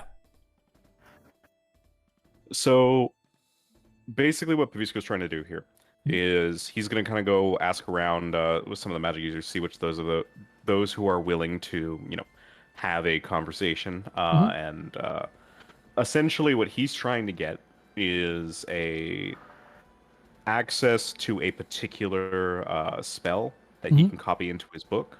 And he's willing to trade, spell for spell. Just like, I'll let you copy one of mine if you let me copy one of yours. And the spell he's looking for is a spell that allows the caster to summon an illusory steed. It's called Phantom Steed. It's the spell, which would expedite. It's a 3rd level spell. Okay, so that means probably 5th level wizard. Yep. 5th level and up should have access to it. It's just a matter of if they have it or not. And give me a DC 17 persuasion check. Nice. Yeah. All right. And I'm going to sweeten this pot. I don't know if you'll allow that to lower the DC or give me advantage or whatever. But in addition, Pavisco does have a number of spell scrolls that he's willing to trade because he understands that, like, you don't just ask someone to give you a spell like a donation. It's like, no, I'm gonna do something for you. Right. So yeah, I'm willing to put those offers on the table as well. What scroll are you willing to trade? So I have a number of them. And essentially I'm going to I'm going to try to offer them like the minimal amount, but if I feel like they're still really cagey, I'll kind of sweeten the deal. There'll be a little bit of bartering there. But I am willing to give up to 3 first level spell scrolls, 1 of Shield, Magic Missile, and Cure Wounds. Okay. Cure Wounds being primarily valuable for a wizard because normally they can't cast that, but I have an intelligence-based Cure Wounds spell that I've made. Nice. Okay. And if that's not enough, all right, go ahead and roll the persuasion, and then we'll go from there. 19. Yep. As he sort of, you manage to find an individual who is willing to discuss. He has a little magic shop toward the edge of town. Came highly recommended by a few of the folks that you talked to, particularly those that are from the wagon trains and from the merchants and stuff like that, because this guy does work for them as far as like a spell sniper and stuff. And so you sort of meet him at his shop, home, or whatever. He's a little bit older, but you could see that his eyes are bright. His fingers are very lithe and well manicured and stuff. So he appears to be a practitioner of the craft, inviting you in to have tea as you two begin to discuss terms of some sort of a trade or an agreement. He kind of nods, and as he looks, he goes, "You created that spell for healing on yourself. That is most impressive." It is sort of a less directly healing, more so reversing temporally the status of the body to the state it was before they sustained the damage. As you know, it is very difficult to channel positive energy to actually, affect healing with arcane means. This is a typical challenge that, those such as practitioners face. Yes. So it's just a little bit of a workaround, a hack, if you will. So yes, I'm willing to trade you the spell scroll. If he will take your 3 spell scrolls, and he needs some repairs done to his home. So, and he does not have mending. So, if you don't have that, 100 gold would suffice to replace the mending spell. If you'd be willing to repair some of the broken things here in his shop and his home. Well, I'm actually a rather talented craftsman, and I am proficient in repairing things, the good old-fashioned way. So if this is something that can be done, I can, I can try my hand at it. Sure. So he will take the spells in your agreement to repair some of the things that he needs repaired. In exchange, he does have, because that's how he typically gets around. He doesn't have his horse; he has his spell that he gets around with. Yep. And And I'm not going to, and I'm not trying to take it from him. I'm just trying to say that. No, Let me copy it understood. real- Yep, absolutely. Yep. Awesome. Yep, that is the agreement. All right, and I don't know if I am proficient in Tinker's tools, which are designed for repairing things, very specifically for maintaining and fixing things that are broken. And so I don't as know if you you want. you go around, and he shows you, you realize that you're gonna be here for a little bit, as he has all of these little things.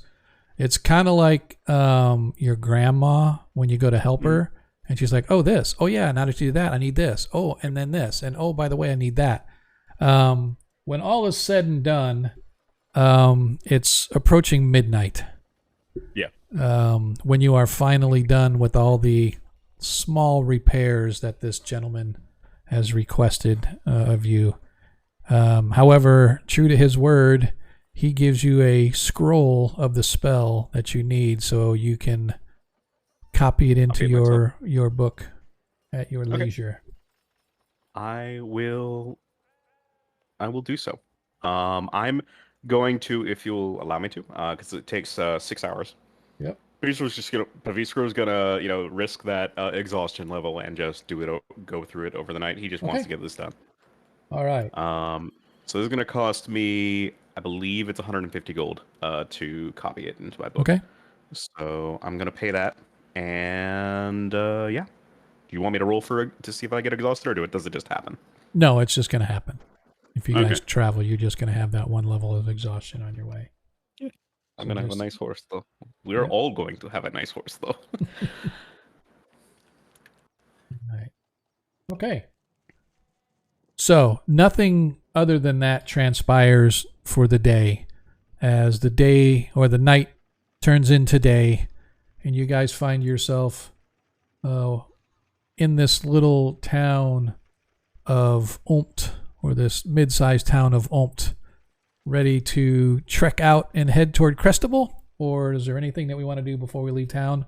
Or I guess I should ask, did anybody want to do anything while Paviskra was gallivanting around, sucking up to magic users to get their spells?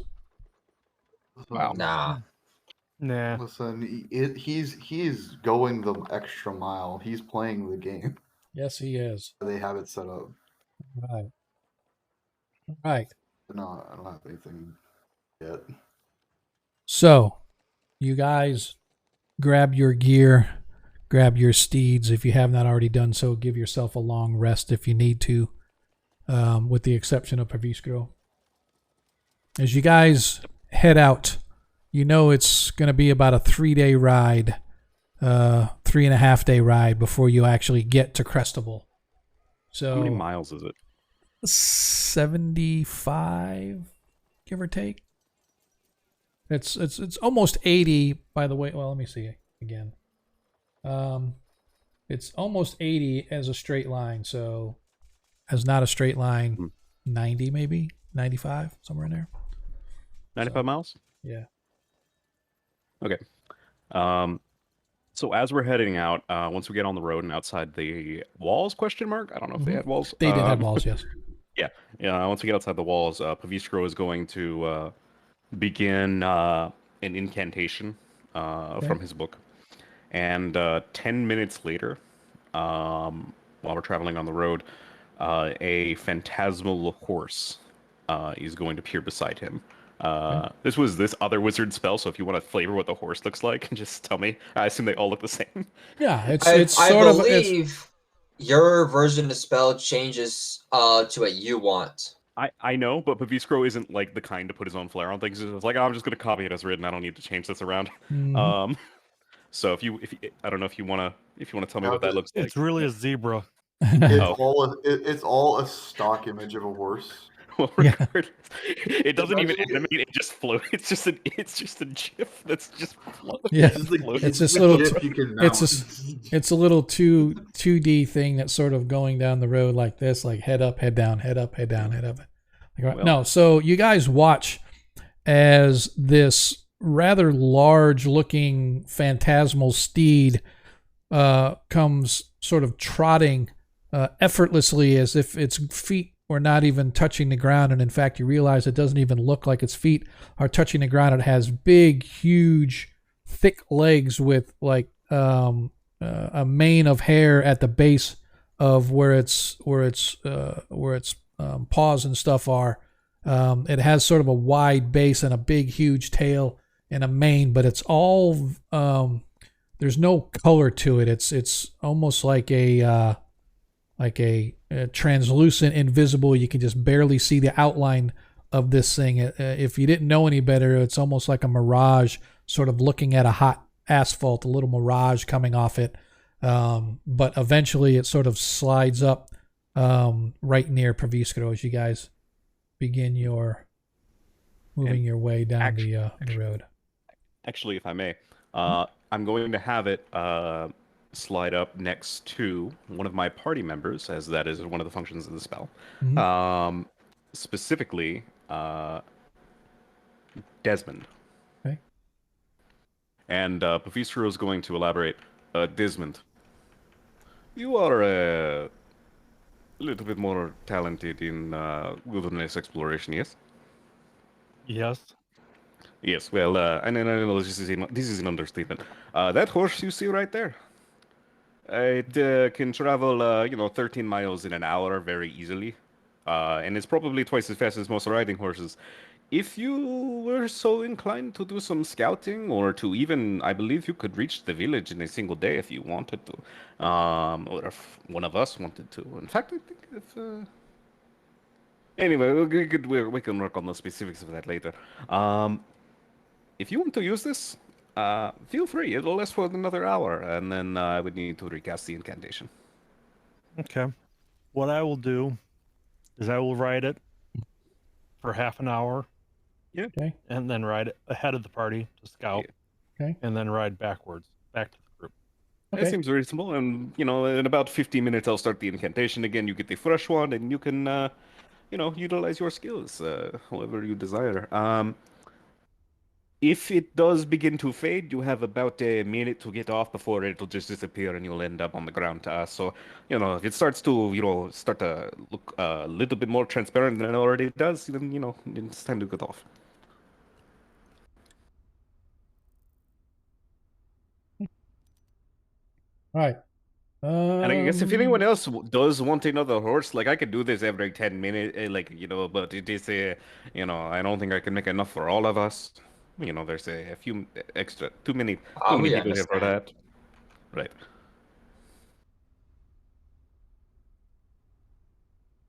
Right. Yep. So I'm just verifying that spell Oh. too. Okay.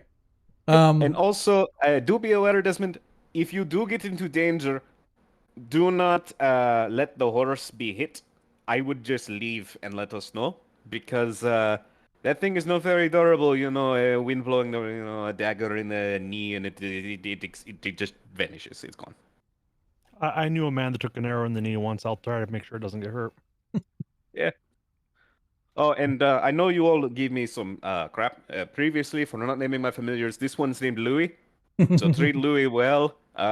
They're kind of immortal though, so don't worry about it. They're not really, a thinking thing that feels so. You give them a new room rule every time they die.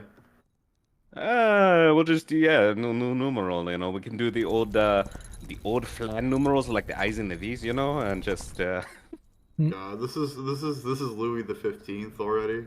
I know. This is the first. What are you talking about? This is Louis the You've got at First. least one familiar die.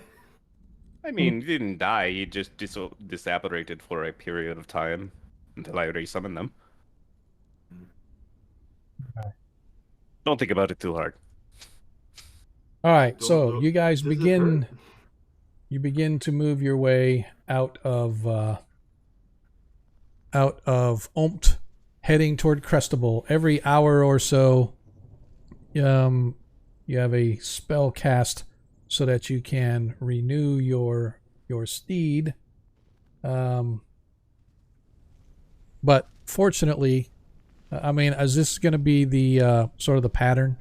Like you're going to do that all the way to Crestable, so he's going to kind of scout out for half an hour and then come back, get a new one, scout out for half an hour and come back.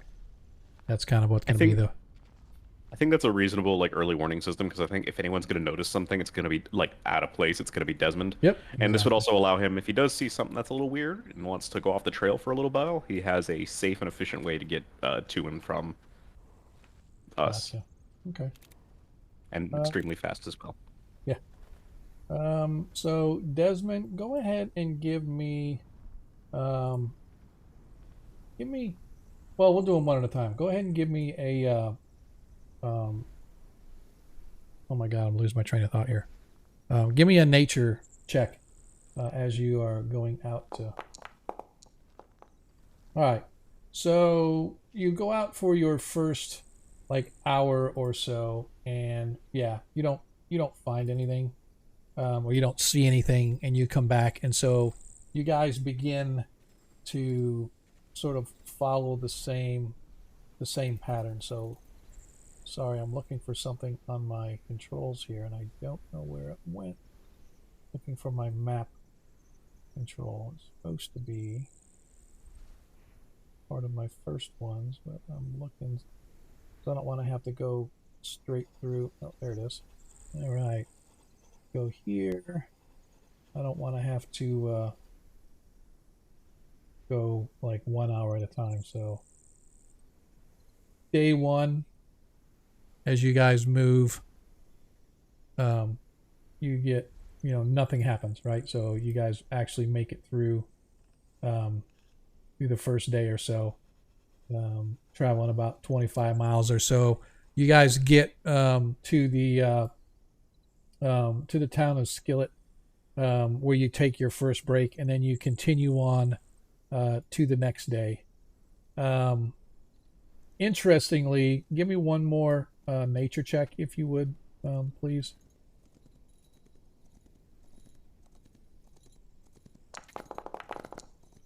All right. So 2 days later, I need to make sure set. All right, date and good to go. Give me a couple hours. 2 days later, as you guys, you've stayed, and the last night you stayed in a little small town called Bokavoil, and you know that sometime today you guys should be arriving in Crestable. However, you've made your way all the way from Schwarzenbrunn through Ompt, moving your way down into the Yaddle Mountains. And when I say into the hills, ever since you guys left Ompt, you've been following the road that sort of also traverses along the rivers that run and bore their way through the mountains. As you guys go through these passes, the mountains begin to rise steeply in either direction. You do see various passers-by on the road, caravans, wagon trains, etc., going in various directions, but that's really all you guys see. However, all along the route, the people have been telling you as you're greeting them along, they're warning you, beware. There's been a lot of bandit activity and stuff going on in the region, so just beware that if you're not prepared, that these bandits may end up taking you and your wagon train. And so the warnings are definitely there. So as you're going down through, it made sense, and it was smart that you had your ranger going out ahead and coming back. But as I said, you guys have been making your way through the Yaddles along this road, which is actually known as the Cresting Trek. And so this trail actually goes all the way in through like Blackhammer Vale and continuing on to where it goes through the mountain passes onto Ket, or if you were to turn south, you can actually go to like High Folk, the land of the elves, etc., etc. But you know that Crestable is probably not even a half a day away, something you guys are looking forward to, because the roads themselves have been weary and dreary. The weather has been off and on rain the whole time, and it's just sort of bleak. That you guys are just like, look, we want to get to Crestable. We want to get this over with. We want to find out what's going on with Ragnar's mother. Again, the roads have been fairly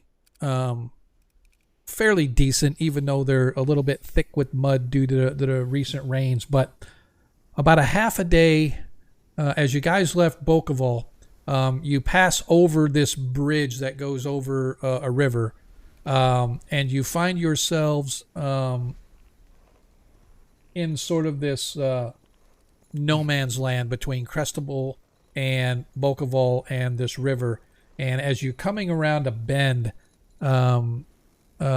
you hear sounds of what sound like combat to you, Desmond. And sure enough, as you get just around the bend, looking down this sort of hill going down the other side, you can see that there is a band of orcs and what looks to be a couple of massive ogres laying waste to what's left of the caravan. You can see that the caravan itself had some guards, but those guards appear to be on their backs with like smashed in heads and faces, as they apparently took the brunt of it. And now it looks to be common folk, merchants and whatnot that are trying to fend off these band of brigands and ogres and whatnot. I blame the guy that gave me this horse for getting me into this mess.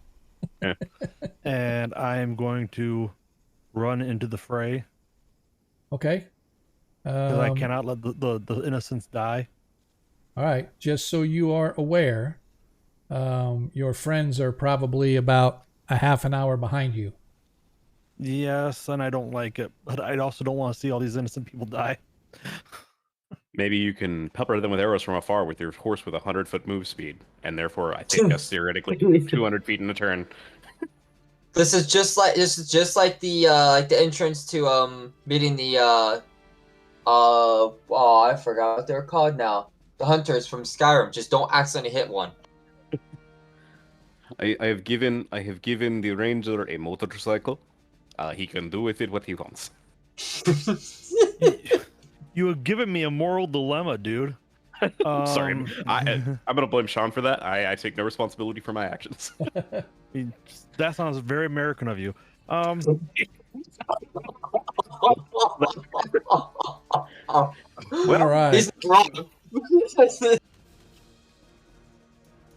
All right. So, as you can That's see, what it is. there are... Oops. How did she get in there? He is no longer there. And I need to get rid of him as well, because he is not there. Move and remove. All right, Desmond. As of right now, it does not appear. Now, they're not shown on the map, but like right here in the middle is whereabouts the wagon and the other folks are. They're not shown here on the map because I didn't want to put all of that on the map and make it even more confusing. However, it does not appear that you have been seen. So, are you going to rush into the fray? As I said, you see these two huge ogres. You've fought ogres before, but these are probably about twice the size of other ogres that you've seen. I'm going to shoot this orc closest to me with my bow. Okay. Go ahead. Stealth, then. so with advantage. Yep. So I Yes. will give you that first attack. Actually, I will cast Pass Without Trace on myself to improve my stealth, Ooh. Okay. and then shoot him. All right. We will do that, and then we will go into combat itself.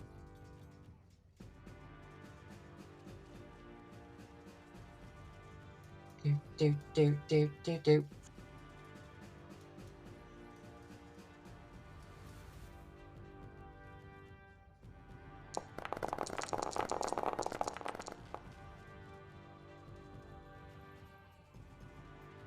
Oh, that was me. All right. I remember that at some point a rogue can stealth as a bonus action.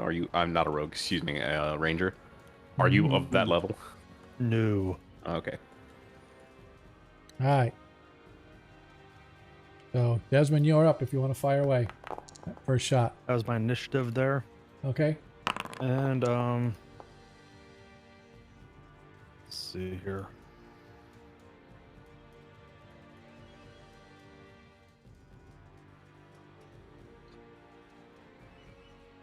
Longbow. What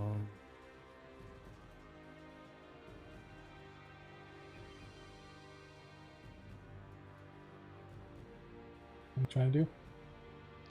Oh, I'm trying to attack with my longbow and it's just opening. Oh, there. Nope, that's not it either. Here we go. Apart from the steed thing, the mount has the statistics of a riding horse. Okay. It technically has more than 1 HP, but if it takes any damage, it vanishes. So, All right. Did you roll the damage? I think it. I will now. Okay. Nice. As you come around the bend, stealthily whipping your bow out, it flies across, catches one of the orcs that's sort of wailing and fighting these merchants. It screams out in pain and surprise as now all of the orcs turn toward you. Okay. With my second shot, I'd like to shoot at the second orc, if that's all right. Yep, absolutely. I forgot you had 2 shots. My apologies. Nope, it's all right.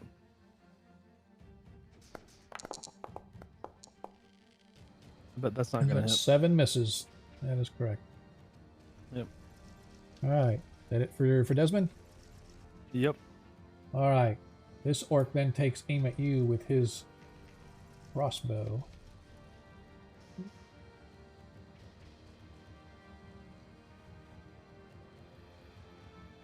Oh, it's coming as a javelin, but they have crossbows. Sorry. Why is it not? There we go.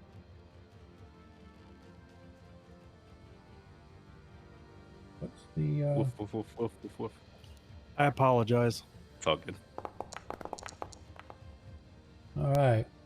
As his short bow misses, and they only get the 1 attack, so he misses. And then I hate that. All right, so this one, what's their movement? 40.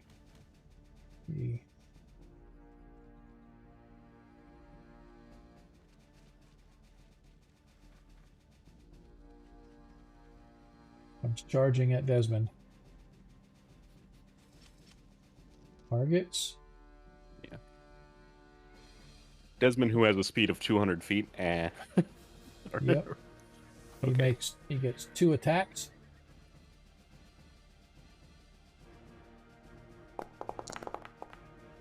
$18. That will hit me. 24 total. So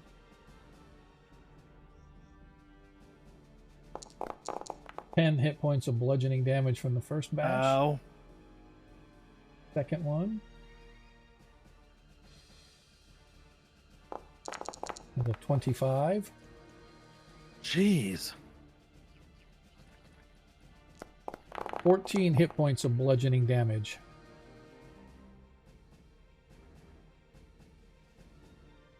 To be fair, these are just scarily high rolls. Why did it not take any of the hit points off? You should have taken 24. Yep, I'll fix it. Yep, I don't know why it didn't, but... Alright. And... this orc, let's see... Nope. All the rest of the creatures, seeing that this other one is, this giant ogre is engaging with you, only one of the other orcs, 10, 15, 20, 25. moves over this way. The rest of them are engaging with whatever's left of the the merchant caravan. I do have one quick thing, just as a reference, and this might be metagaming, but that's fine because I don't want Desmond to throw his life away. You guys do have a sending stone, right? Or message? Was that you guys have that? We do have a sending stone. I don't know who has the other one. I assume we would have given it to Desmond if he was going out ahead of us. I'm trying to remember who had the other one. I thought it was so you guys could talk. Inventory. Yeah, I thought it's so that you guys could talk to the Wizards Guild back in Traft or something like that. They had given you one so you guys could let them know. We got some from some. We got some as a reward as well. We might have given one to the Wizards Guild at the time, but we would have retrieved that when we were done doing business with them. Because it was given to us for a reward. I think we were helping some dwarves with a mine or a temple or something. Got it. A long time ago. I am going to allow that, and I am going to allow Desmond to have the other stone because I remembered you guys had them. Couldn't remember if they were in the form of earrings or no. That's in my online game. We have earrings and that, but I know that you guys had the sending stone. But I'm going to allow, and it would be logical if he had the sending stone. If he was out, in case anything happened, he would let you guys know. So as a free action, Desmond, I am going to allow you to send word.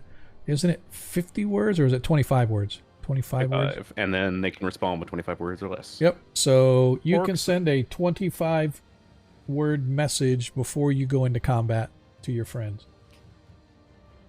Ogres and orcs attacking a caravan. Can't let the innocents die. There you go. Right. As you guys are suddenly, Desmond, you have this message come flooding into your mind. Orcs and ogres attacking a caravan. Can't let the innocents die. Stop. Send help. Well. Stop.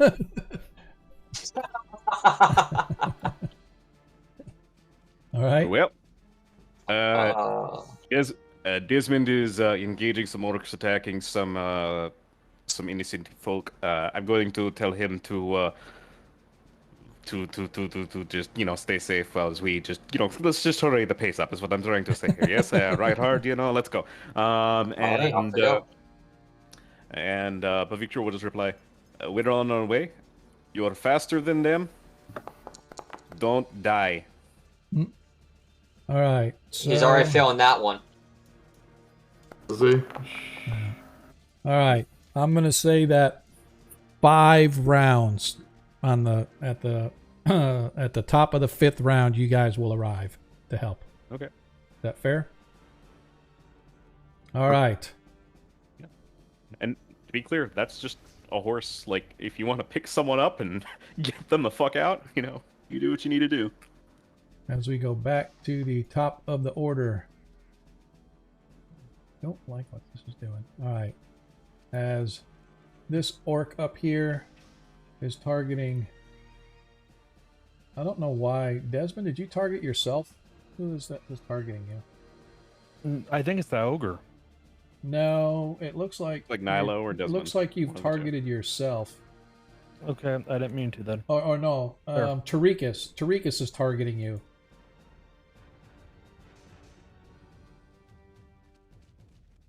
Alright, anyway. So this...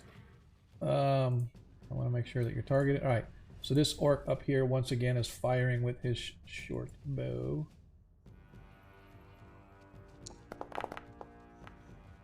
Uh, 18. Is the 18 hit? Misses. 18 misses. Oh, the armor class is a 19. I like it. All right.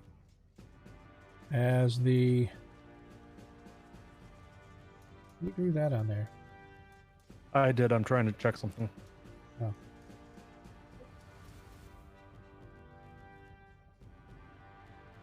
He's really killing me here. All right. As the ogre attacks.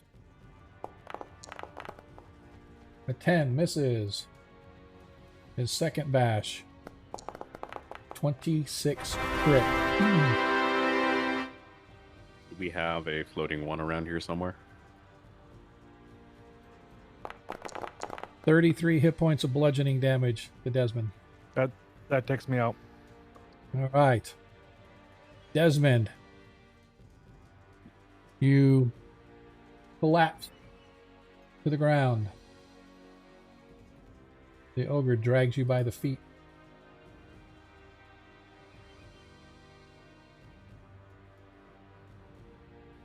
Well, shit. All right. To save Desmond from the stew pot. He's gonna have to make 3 death saves before we can get to him. Yep. Yeah. Well, 4 actually. 4. Assuming he's not eaten. Yeah. I don't eat him on the spot. Maybe. I don't. I suspect ransom or food for later. Food Well, for later. he That's is- what he's He shoved is. into the ground. All right. So I am going to go ahead and end this combat. As you guys come around, I need Desmond, please, to give me a 3 death saving throws. And don't forget, see where we're at here. Don't forget, you have 1 advantage as well as an inspiration available to you. So go ahead and give me a death. Give me 1 death saving throw. Trying to see how I do that on here. So Oh, there if it you, is. Yep. There's my little bar that I'm Yep. used to using. Oh. I am going to. You want to use your inspiration on that Yes, to please. re-roll that, because that would be 2 fails. Yeah. Yep. All yeah, right. that's much better. You have 1 save. Here, 2 hang on. saves. Hang on just a second. Hang on a sec. Oh, sorry. All right, so you have 1 save. The second one is a fail, so you have 1 and 1. 17, 2 saves.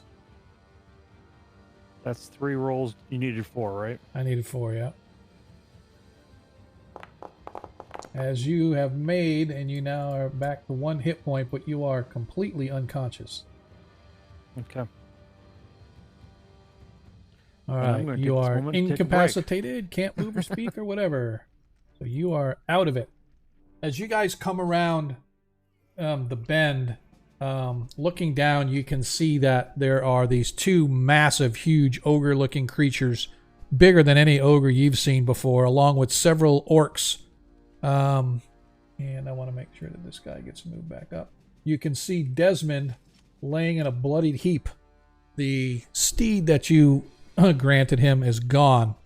But you can see Desmond lying face down in the muddy earth. A huge, what looks to be a huge gash on the side of his head. Let us all I go. pause for a moment of reflection. I get angry and I charge and I go, no! All right. Oh, I'm sorry. I charged the other way. All right. I need to make sure that Desmond is not in the combat. Kreistrich's Eagle is not in the combat. Mastiff is not in the combat. Is my eagle not in there? Nilo's Dragon. I removed it from the, because they go on your initiative. Oh, got it. Right. So you guys are there, but I just want to make sure that all right. As I said, you guys, and let me put you guys where you actually are, just so the movement is wise. As you guys come right around here, right, and this is where you guys come around, and you can see, as I said, Desmond lying in a bloodied heap on the ground. Tarikas, you need to unselect. You got him selected. I don't know why. Or How do I do that? Well, I don't know, but I know that sometimes when you cast a range, I you had him try to selected draw a too. range. Yeah, for some reason. So doesn't matter. Oh, maybe that was you. Could have been you. All right. Nilo. That was me, I believe, Oh, because yeah, I it had him was. selected as well for some reason. Yeah, you're right. All right, we're good. And also, looks like Desmond still has the one of the big ogres untargeted, but that's fine. Doesn't really matter. All right, as we go back to let us all begin combat, I am going to roll for the NPCs. Everybody else would be so kind as to roll your initiative. Correct me if I'm wrong. The horses we have are battle trained, right? No, they're just regular riding okay. horses. Just regular riding All right. horses. They are riding horses. Okay. Yeah. Okay, because I know we took them from bandits of some sort. I don't remember, but Yeah. they're just regular riding horses. Yeah. Dog food. All right, so Nilo, Tarikas, and Praviskro, initiative, please. Yep, working on it. Yep. Where is my thing is just being. I'm really feeling it. Yeah.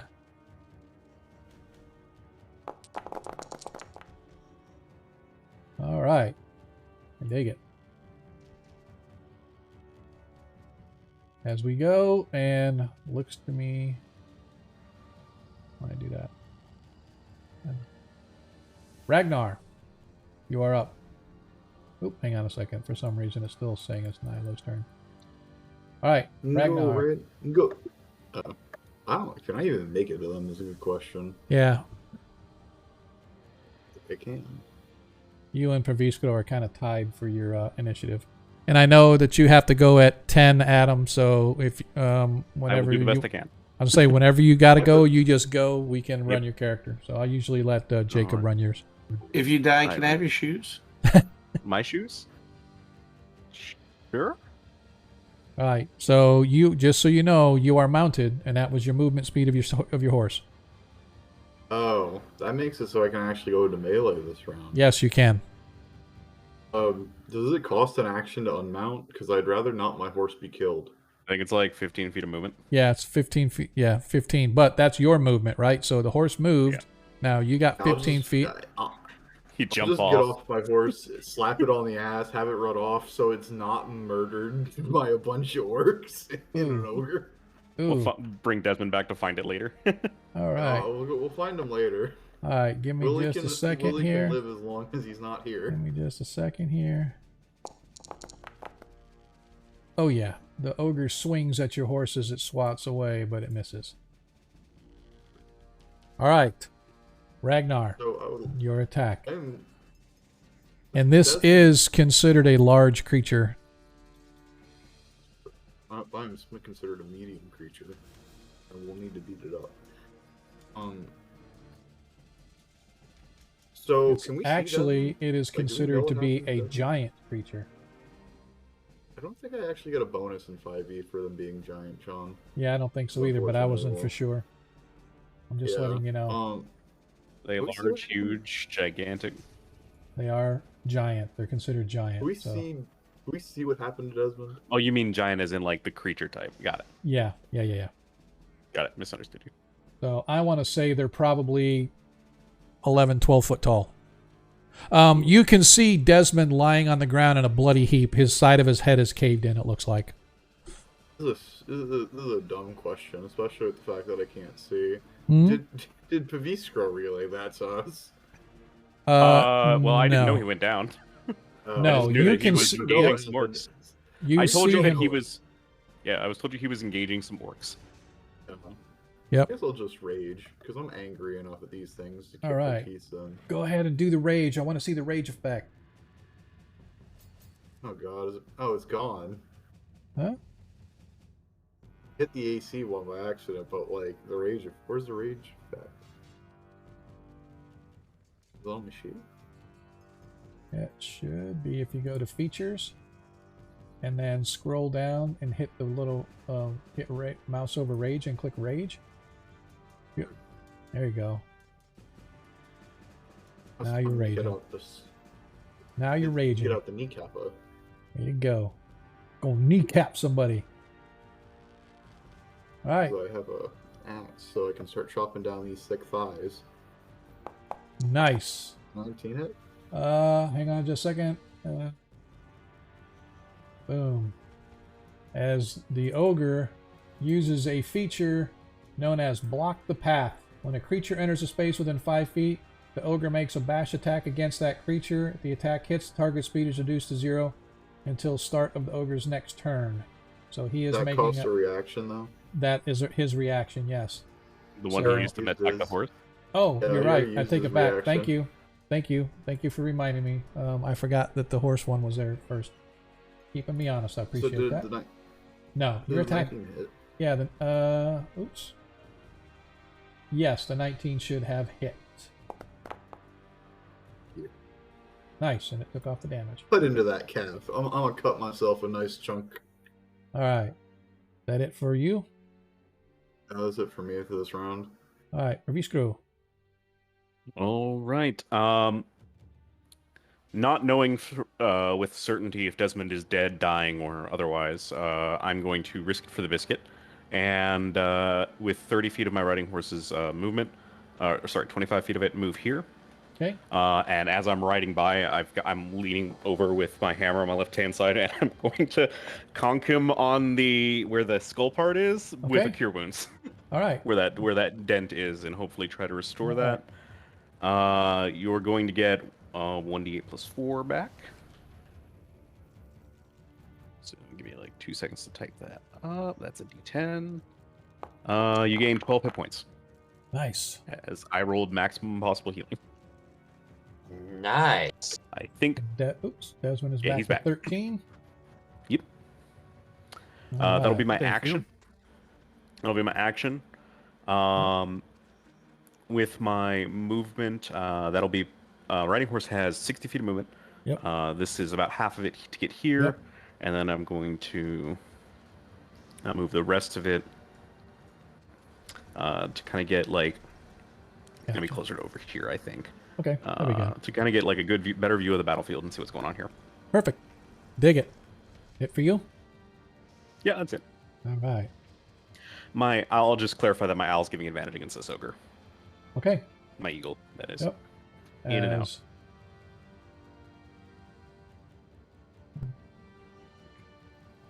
Just I can give him an elevation, can't I?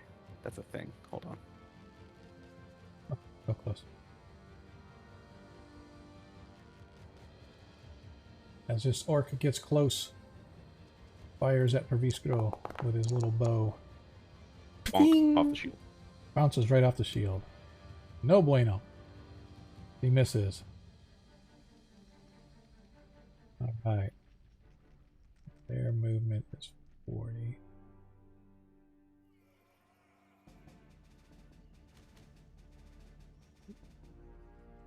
Here.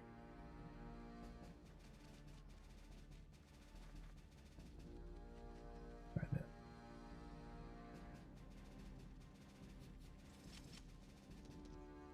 Yeah, it's going to have to be there. As he targets Perviscro with his 2 bash attack. Okay. Oh, he got real close. First one is a miss with a 10. Second one is a miss with a 13. You are And- cursed to never hit me. Yep.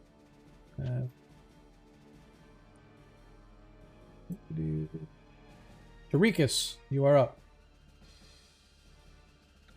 Okay, Tarikas, he decides to charge in. Okay, you're on a horse that has 60 feet of movement, so you can move up to 60 feet, and then you can dismount. Oh, can he dash? Well, he could, but you don't need to. It depends on where you want to go. Where's our dead friend? He's laying He's there up. right next to Ragnar. Is that him right there?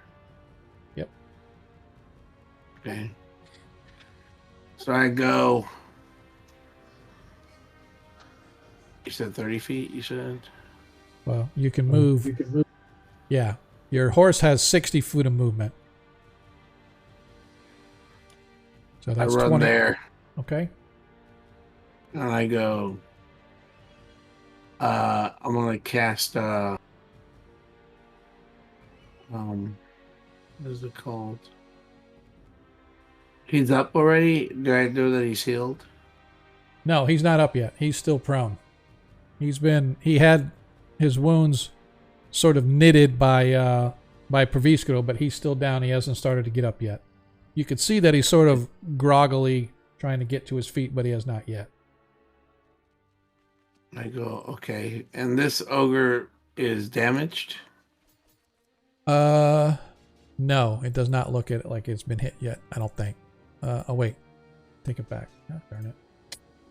Desmond might have. Yeah, he has. Yep, he did hit. Ragnar did hit it. Okay, so then what I'll do is I'll cast Toll the Dead on him. Okay.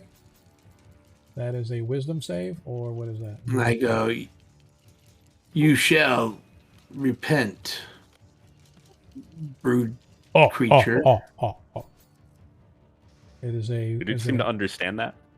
I don't know. He just laughed at him. Oh, okay. I said it in jerk face language. Oh, okay. All right, what's the save for that? Is it con? Is it wisdom? What is it? Please say constitution. Target him. Because I must target him. I did. Target him again.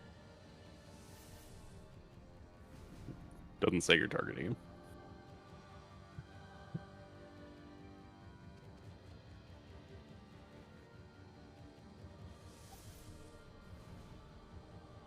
Well, I don't know. I can't target him. I'm trying to. I'm double clicking. Right clicking? Yeah. If you right click, it just had him targeted and then it went away. There it is. There They're it targeted is. now. All right.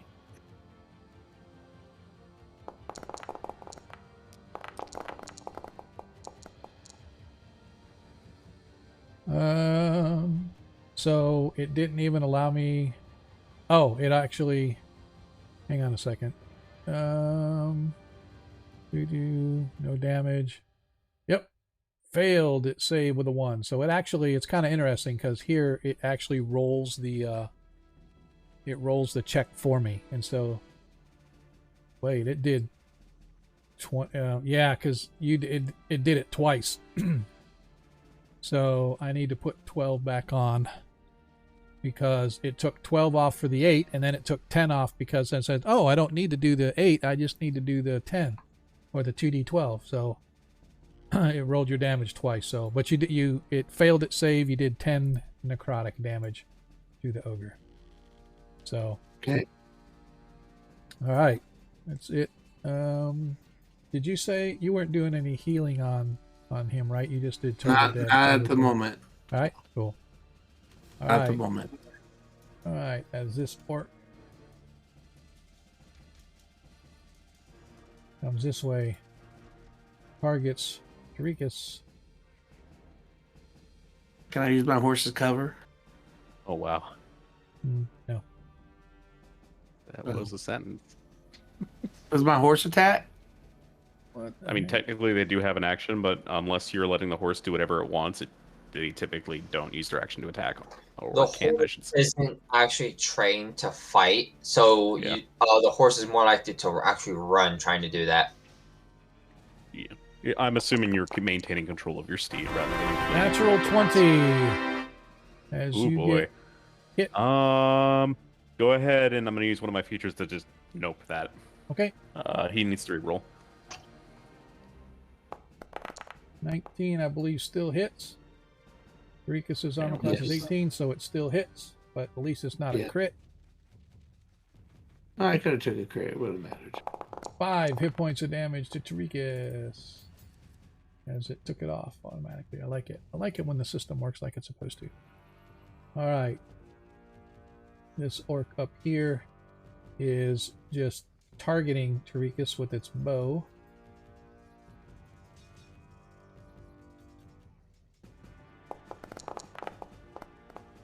Seven misses with the bow. As I dodge it, I do like a matrix move. As this orc comes charging down, targeting Ragnar, brings its axe to bear. Soft 20 hits Ragnar. Ragnar for 6 hit points of slashing damage. It should have taken out half. Yep, it only took 3. Perfect. Nilo, finally to you. Okay.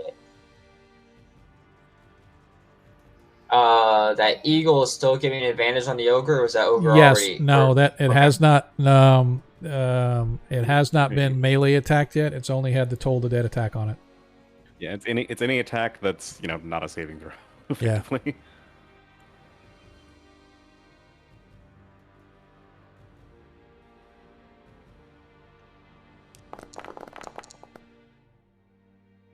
Nice. And then another 20 damage on top of that. Because we were maxing the die. Yep. So another 20. Nice. She's holding her sword out. And then she is going to move.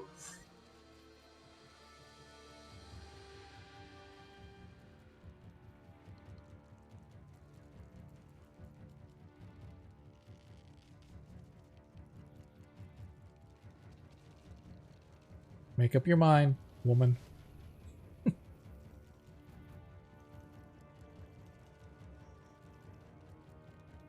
Is that it for you? No, hold on.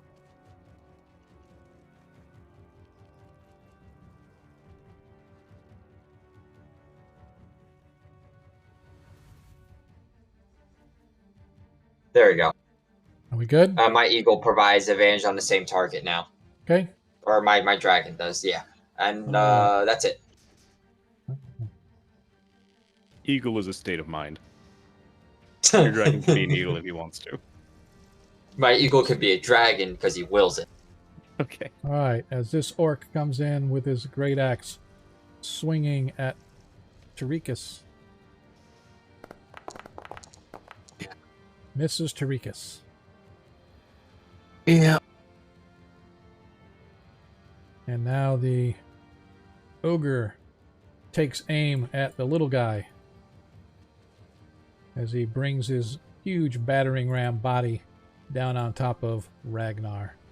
First attack.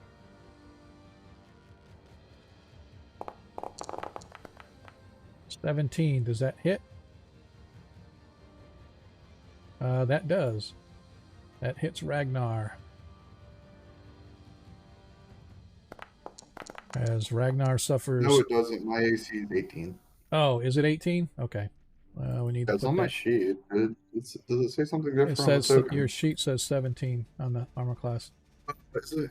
I don't think it's counting my armor. That might be why. Yeah. All right. Yeah, it's not counting my armor. It's counting my unarmored defense. All right. So the second attack. Oh, that definitely misses. Nope. As we go back to the top of the order, Ragnar, you are up. That was You really have good. Do I get two to roll orcs. initiative now that I've been healed partially? Yes. You have to spend half your movement to get up from being prone, but then you can go ahead and roll initiative. Let me add you to the Yes. combat. You can go ahead and roll. Thank All you. right. You're in there, and on your turn, just half your movement up. Okay, Ragnar, you're up. Thanks for reminding me there, Desmond. Really quick before we go too much No further, problem. Perviskro, if you want to bail, you can. You just give us kind of a general guideline what you're going to do. Yep, I'm gonna stay for now. I Okay. took like a 4-hour nap Okay. before this game, so All right, I'm try to gonna- get. I will you know, try to push get you another- guys through yeah. as fast as you can. All right, Ragnar. Ragnar's gonna get the as I cut these. I'm gonna cut these orcs down. Okay. 15 hit. Which one were you targeting? Yes, it does hit. Button. Yep. That did Oh, hit. I lost the damage.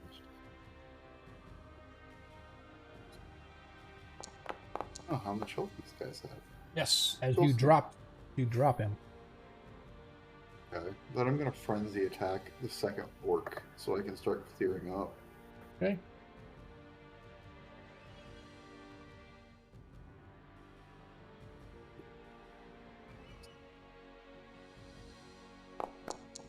That's a crit. Yes, sir.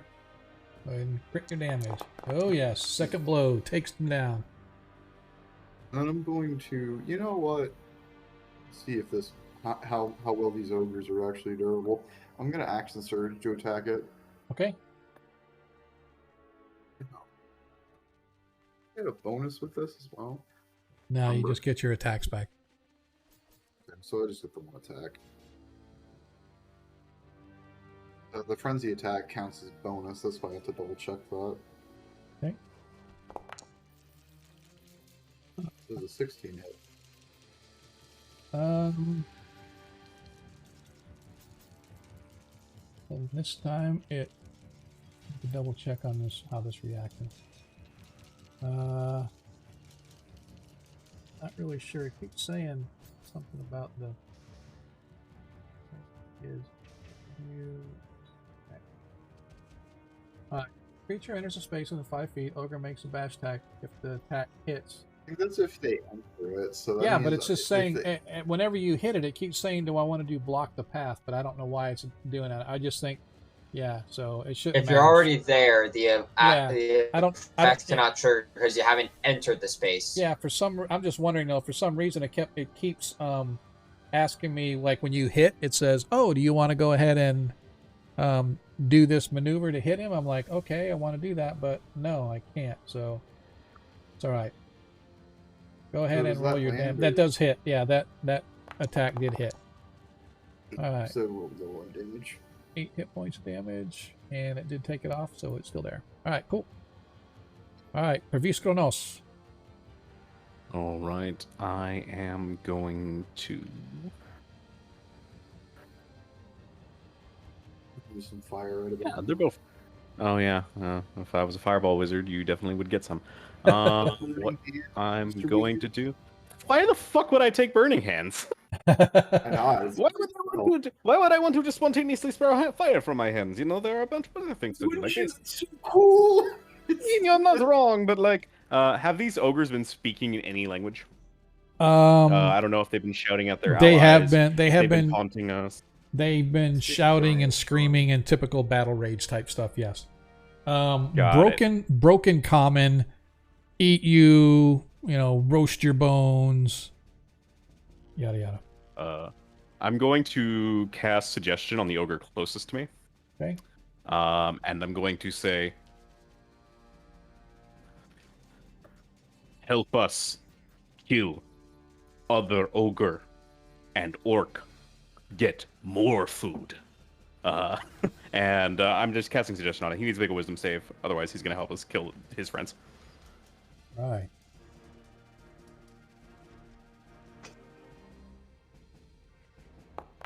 Yeah, pretty much not. Awesome. He's like, more food for Gronk. I give you as much food as you want. Yummy. As he is now turning to help his friends.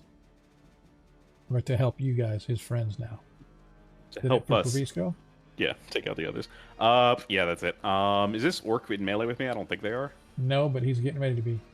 I need to Oh move yeah, him I'm over, gonna do something about that real quick by just doing one of these. Okay. And one of these. And sorry, it would actually be over here. so- All right. 60. Specifically charmed the one that was with you originally, right? Not the one I just critted. You crit Yeah. this one, right? I Yeah. crit. I targeted this one. You get Okay, advantage good. on this one. That's my turn. So let me make sure nobody else is targeted. Need to target this guy as he goes to step forward, chasing after you, heading toward Nilo. Denied. The ogre slams on him. Double check his. The ogre or the orc? No, the ogre hits the orc. Hits the orc. Oh,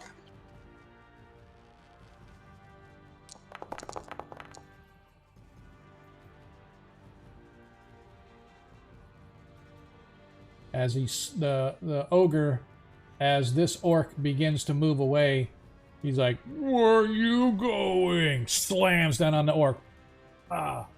Huge smash to the back of the orc, but it doesn't stop it as it still comes for Nilo, trying to wield its axe upon her. Swinging wildly, completely missing with the axe. That scared me for a moment, Desmond, because I am half orc. Alright. Oh boy. I thought it was just your favorite enemy on me. So we've been waiting for Desmond's betrayal for most of this campaign. This is just. He is one of my favorite enemies, and I was checking to see what it did.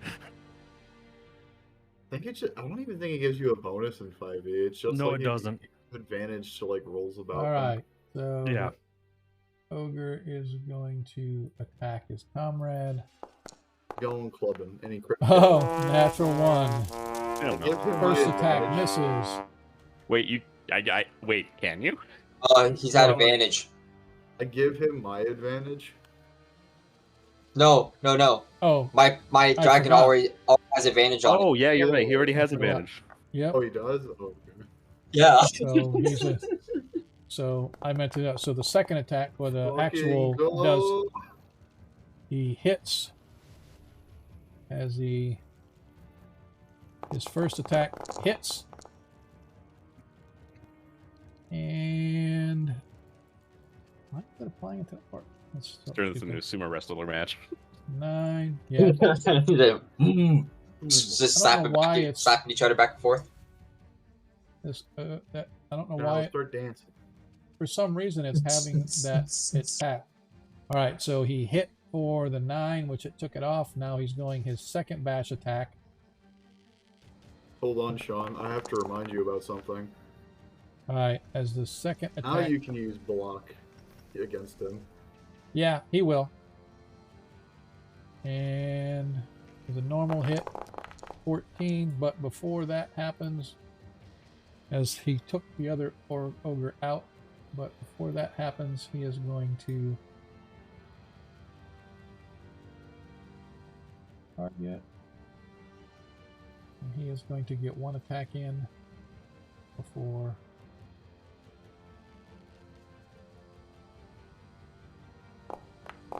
.24 hits.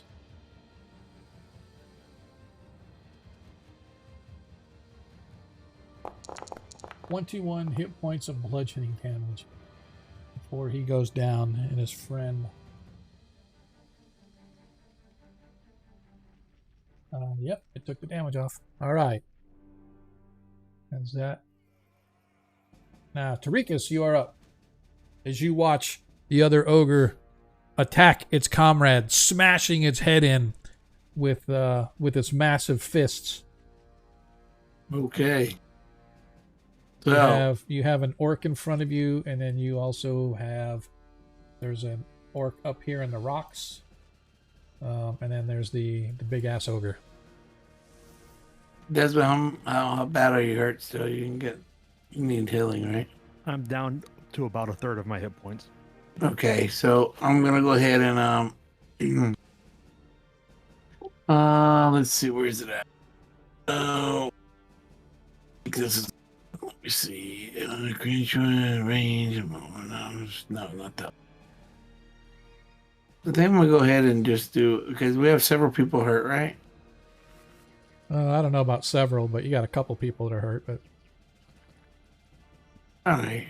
Now let's just do this. I'm gonna do mass heal. okay. So that's gonna be 6 creatures. So if we have more than 6 people here, yeah. I heard when you said mass healing word, right? Yep. Oh, okay. I was just like, in my brain, I was like the 9th level spell. What?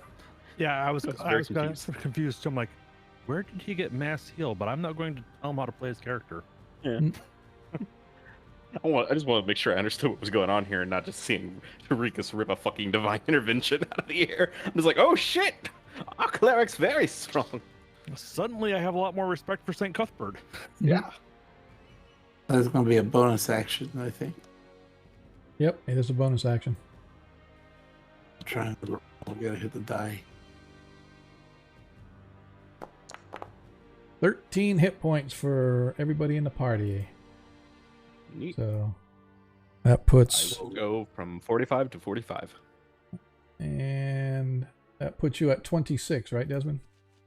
Yes, it does. All right, and Nilo, you're still max, so you're good to go. Rikus, you're max, so you're good. So everybody's good to go. It looks like. All right, that's your bonus action.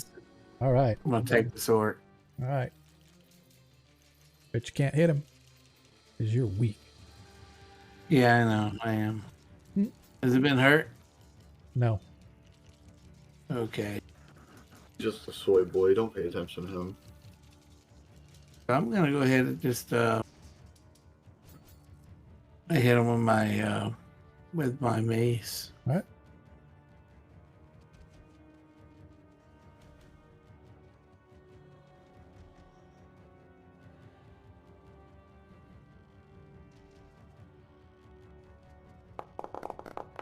Seven misses. Wah, wah, wah. I'll get you next time, Green All right. Beast. All right, as the orc smiles at your bad miss as he takes aim at you with his axe.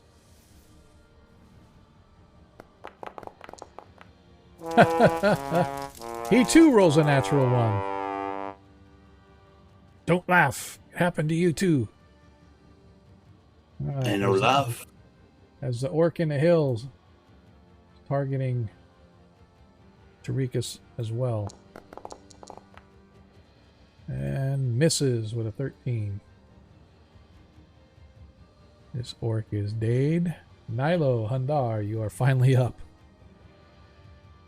Pardon me, I was just handed dinner. It's just delicious ribs and mac and cheese. All Come right. on, man. Why you gotta say that with the fat guy here? I know, right? She's gonna, while she takes a large bite of mac and cheese in front of this orc, she's gonna stab at him with her sword. All right.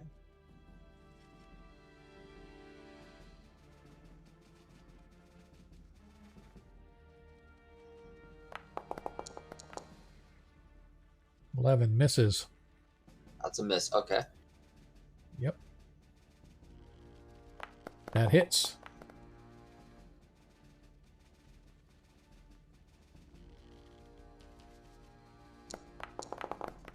As you take down the orc after it had half of its head caved in by its partner, you managed to take it out the rest of the way. Any movement for you? Just, yeah, she stabs it in, pulls it out, turns and sees the orc on the hill, and moves around to keep moving. Okay. As she moves over here, the eagle is going to fly through the one up top there. Okay. This guy here. Yep. And give advantage against him. Okay. All right. Desmond, you are up.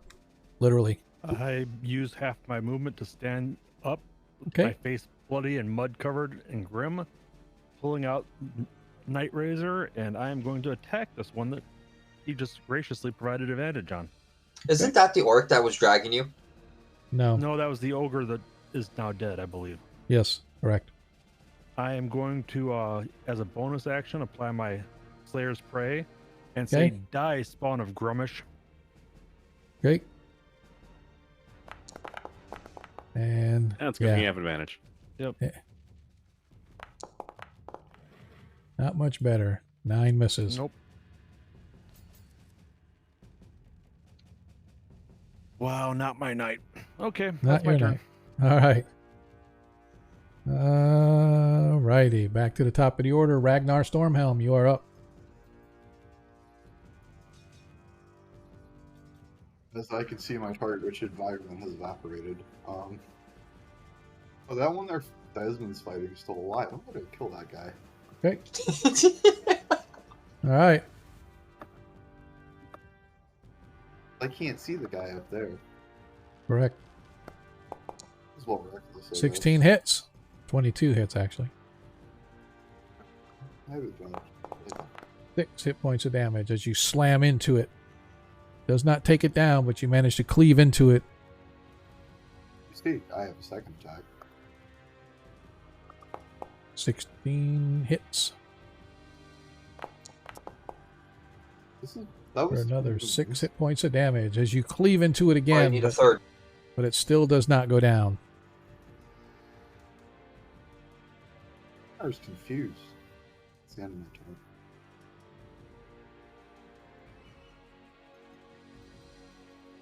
Desmond. Desmond Kreistrich. Is that all your attacks? Sorry.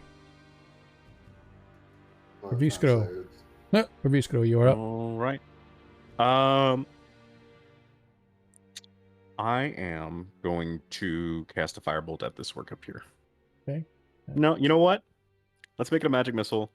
Let's make it, because I am a gambling man, second level one, because I want to see if I can OT one turn kill him. We're gonna find out. Okay.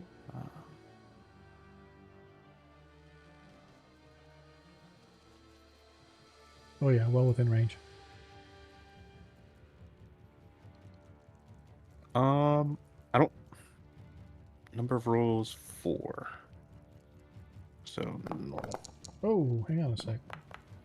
Oh yeah, that's neat. It rolled all of them individually. It should have been 4, 18, 12. It should have been 16 damage because it goes by the first one. But you know, Yep.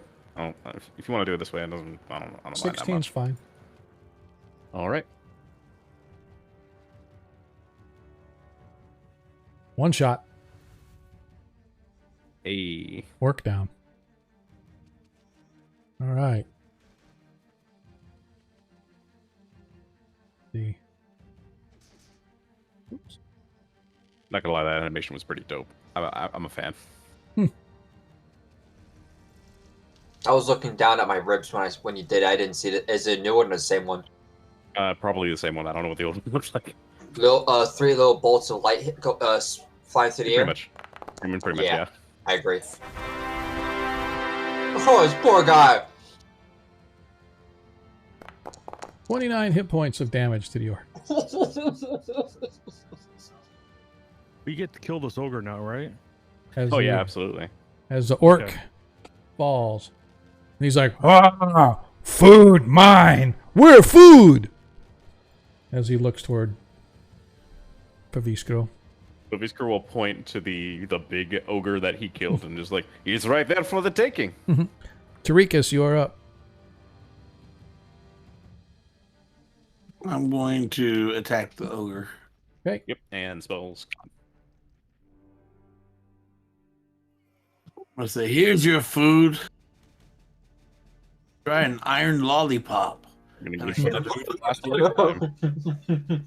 Is that Enough food to last a lifetime, eh? right? It's yeah, exactly. And then I hit him. Let's see.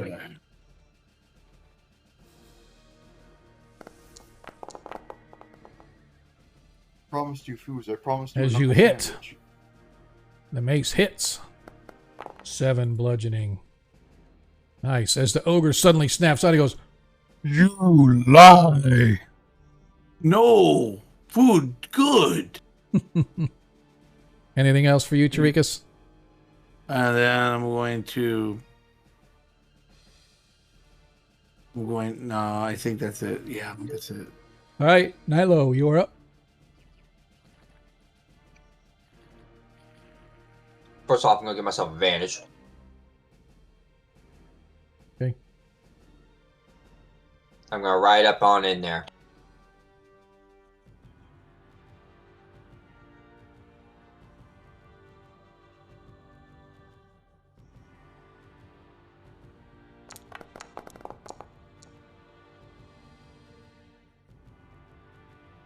All right, as Nilo Does hits. his does his reaction go off? Yep.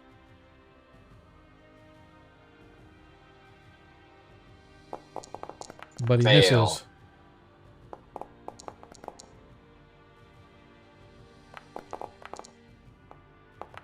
All right, second attack misses. Oh, I don't know if I automatically took the damage off or not. No. No, it showed it missed it, so. Alright. Anything else for Nilo? Nope, that'll be it. Desmond, you're up. As a bonus action, I'm moving my Slayer's Prey to this one. Okay. This plus size lad.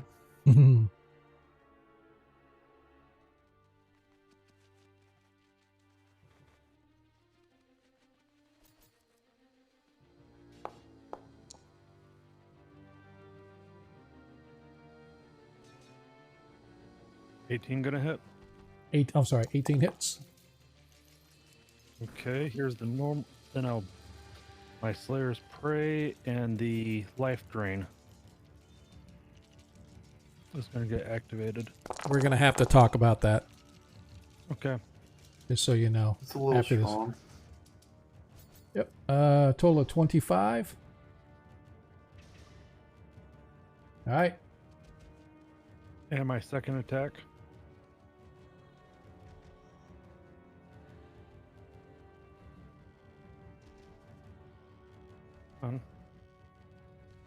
Yep, go ahead. Yeah, I'm sorry. I'm having a little bit of trouble Oh, navigating gotcha. character sheets tonight. Yep, no worries. Second attack hits.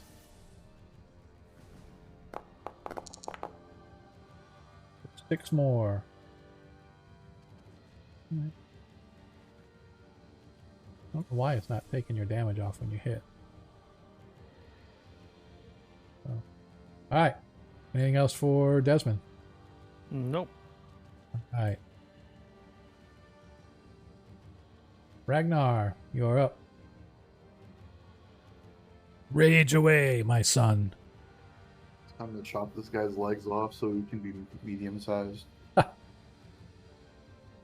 Only way. I'm not sure it works like that, but I'm happy to see you try. Call downsizing. Everybody needs it. If he takes up a, four like 5 foot squares or 8, depending on how you do it, maybe you just have to cut them into quarters, and then you'd have 4 medium-sized ogres. Yes. Well, I think the horses are away now, so we can't draw and quarter them anymore. Alright, let's get the attack over. Honestly, I'm just distracting you because I have to reload it because my thing's not popping up. Oh! If you want, Sean, you could just roll Thanks. through my attacks with advantage. Thanks, Forge. Faster. My Forge crashed and it's not loading. So can you just roll me 2 attacks real quick? Are you Just with attacking, advantage, 'cause I'm attacking with... the axe of warding. The axe of war. Ding. Better than the axe of warting. 15 Ah, hits. yes. There's 6 hit points of slashing. You rolled minimum again? Dang. Second attack. 666. The number of the beast. That's not Soft 20 hits Why am I getting selected? for another 12. I don't know. That's good. Oh, I had Ogre had you had selected. All right, so let me double check. Yep, it took the points off. All right, cool. And is that it for you? The 2 attacks, right? All right, Rabisco.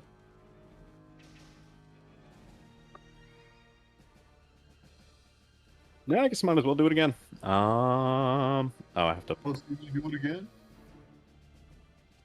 Was it 2-3 this time?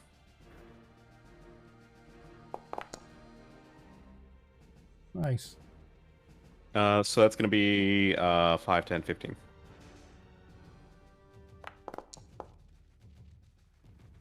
As the last magic missile blasts the ogre and it goes, collapses on the ground, bringing us to an end of our combat. As you guys stand, you see that the Wagoneers are still there. They're all sort of cowering and sort of collecting their wounded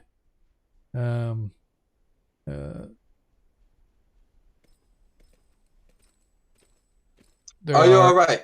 Holy snap. Sorry about that. As one of the individuals, he's sort of helping move some bodies over. You can tell that there are several dead, but there are also several wounded.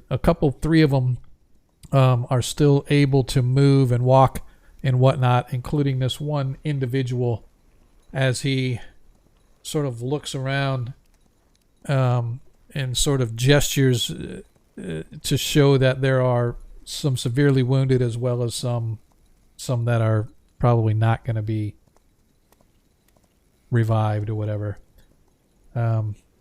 What do you guys want to do? Well, first, I drop to one knee in front of Praviskro and the rest and say, "You were my companions before, but now I owe you my life. Thank you." Yes, what we do, we all owe each other all of our lives because we're all just constantly on the verge of death. You're welcome. Nyla walks by and claps Desmond on the back. It's all right. You warned us and we got here in time. And we're helping other folks. Speaking of which, are any of you gravely wounded and need medical assistance? As the guy that's sort of there, he looks very winded, very tired. He's bloodied and bruised. You can see that there's like a big tear from his shoulder on his shirt, a big, huge red spot where the blood is soaking through his cloth. He just sort of waves to some of those that are laying on the ground. You could see one guy. Says, "Duh." Yeah, he's like, "Nah, we're great, thanks." But yeah, he just sort of waves to his friends and stuff. He sort of leans up against the wagon, looks to be as if he starts crying a little bit. Well, now I feel bad for him. So, Rikas, Pavisco, do you guys still have enough energy left to help these folks? Yes, I can help. All right. So you go I'll start around. passing out good berries to anyone who can take them. All right. It's what I got. They're great. I must have missed something there. All I heard was you yelling into your microphone, so I don't know what you said. Time for good berries, the home of the good I said I was passing out good berries to anyone that can take them. Gotcha. And he started laughing at me. I said, "That's all I got. It's like a hammer. Yep. If all I got is a hammer, then everything looks like, well, Yep. it's a good berry." Yep, exactly. So as you hammer, everything looks like a good berry. as you start healing and providing the good berries, the gentleman who was sort of waving you guys looks at Desmond and kind of looks around at all of you, and he focuses on Desmond as he takes the good berry, and it fills his stomach and makes him feel better. And he sort of has to goes, "My friend, I thank you. I am Aramet. This is my merchant caravan. We were on our way to Crestable when these bandits attack, and I thank you so much, but I have to tell you that these were not all of the bandits." And he sort of leans up against the wagon and goes, "There were others who they took some of us with them, including my daughter. These we can't have that. foul beasts make me sick, but please, I think that I can get my friends and comrades here, what's left of them. I think I can get them all the way to Crestable, but please, if you go quickly, you might be able to find their trail. My daughter, please. She is only 16. I'll start looking for tracks immediately. Her name, as you start walking away, her name is Temsik. My darling Temsik, please bring her back to me. Whatever the cost, you bring her to Crestable. You find me in Crestable, and whatever the cost is needed, I will pay it.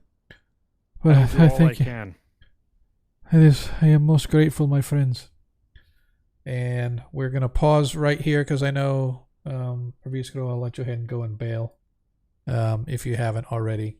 I don't want you to have to stay out. We're probably going to be... I'd like to go to 11:30 if we can, unless you guys just want to stop at 11 whenever Pravisco leaves. We can do that too. It's totally up to you guys. I think he just left. Oh, did he? Oh, he said. Okay. Away. Yep, he did just slip away. So we're going to go... I'm good with stopping here. Yeah, well, let's go to like 11, and then we'll just sort of... We can kind of wrap up some loose things here and prep for what's going to be going on for next game. But go ahead and give me a nature check, please, Desmond.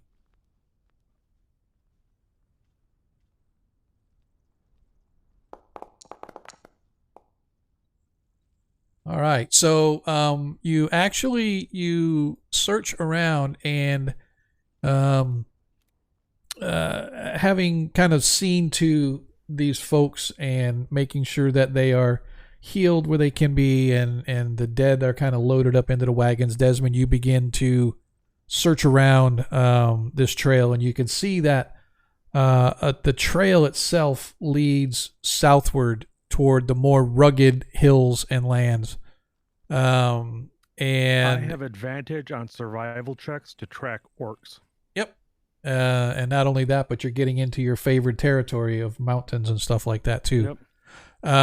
Triple advantage? No. So you right in this area, you manage to find the tracks fairly easily. But your experience and your knowledge tells you that there has been a lot of rain recently. And so while the mud may help, it's going to hinder in other places because now all animals make easy tracks and stuff. And so the woodland beings and other things, it's going to make it a little more difficult if you guys are not able to kind of catch up to them or stay on their trail. You don't know how long it's been since they left, but like I said, initially the tracks are fairly easy to follow, and you can see that they're winding, but mostly direct south. I'm going to tell Eddie, Sam, and Garth to help the caravan get to town, and Okay. I'll give them 30 gold pieces for any expenses they have while they're in town. Okay. Actually, I'll give them 40. Okay. So I have an even 300. Okay. And that'll cover some of their pay while they're in town also. Okay. And we'll see them when we get to town. And then I'll lead the rest of the group to follow the tracks. You got it, boss. All right. So you guys once again head out on the trail. This time now, instead of going toward Crestable, you're heading mostly south into the hill country. It begins winding, and as you begin winding up into the hills, the ground becomes a little more rocky. So at first, as I said, the trail is fairly easy to follow, but as you go, you're finding a little bit more difficult. Go ahead and give me a DC 15 survival check in order to track. And of course, you get advantage because you're tracking orcs. You easily manage to follow them for a while. A couple hours down the road, as you guys are moving, as the day is getting a little bit later, but even in the dimming light, you're able to follow them. You lose a trail a couple of times here and there, but you manage to pick it up again. But the fading light and the wetness and dampness of grass, so it doesn't break easily, so it's more mashed than anything. So it makes it a little bit more difficult to find. Soon, however, the light begins to fade, and you guys, it's almost impossible, really.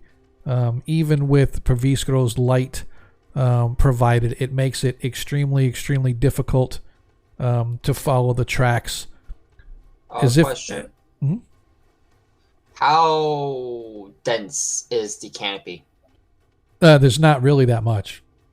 There's not much canopy both Praviskro and both Praviskro's eagle and my dragon are both owls. Yep. Technically, so they can see at night. And that is what I was going to bring up. As it starts to get dark and you guys launch your familiars up, a thunderstorm begins to roll in, and a heavy, heavy downpour begins pouring down on you guys as you begin to move your way up into the higher country, traveling your way, climbing over and through rocks and whatnot, because you are on foot, traveling in and around rocks, over boulders, up the steep landscape as you begin to move into the hills. Not too far ahead of you, you guys manage to see this overhanging rock that provides at least some shelter, but the intensity of this storm as it's coming in is even difficult. It makes it extremely difficult even for your familiars to make headway and to fly. The strong gusting winds, the heavy downpour, it's like a torrential rain coming down upon you guys. But you do manage, as I said, to make it to this outcropping and this sort of this overhang to provide you at least some shelter from the storm until it blows over or until the morning, depending upon how long it takes. And that is where we are going to leave it for next game, where you guys have found a little bit of reprieve in the form of shelter through a storm that is beginning to break into the mountains here. So I appreciate everybody that's been hanging out with us all night long. Our numbers kind of went up and down, but we had kind of a steady few in there. But I definitely appreciate all of y'all that come in and hang out for all these streams. Learn music, I saw you out there. I was actually trying to shout out people. I don't know why, but these two buttons, I've uninstalled and reinstalled it in my Stream Deck, but my shout out buttons aren't working.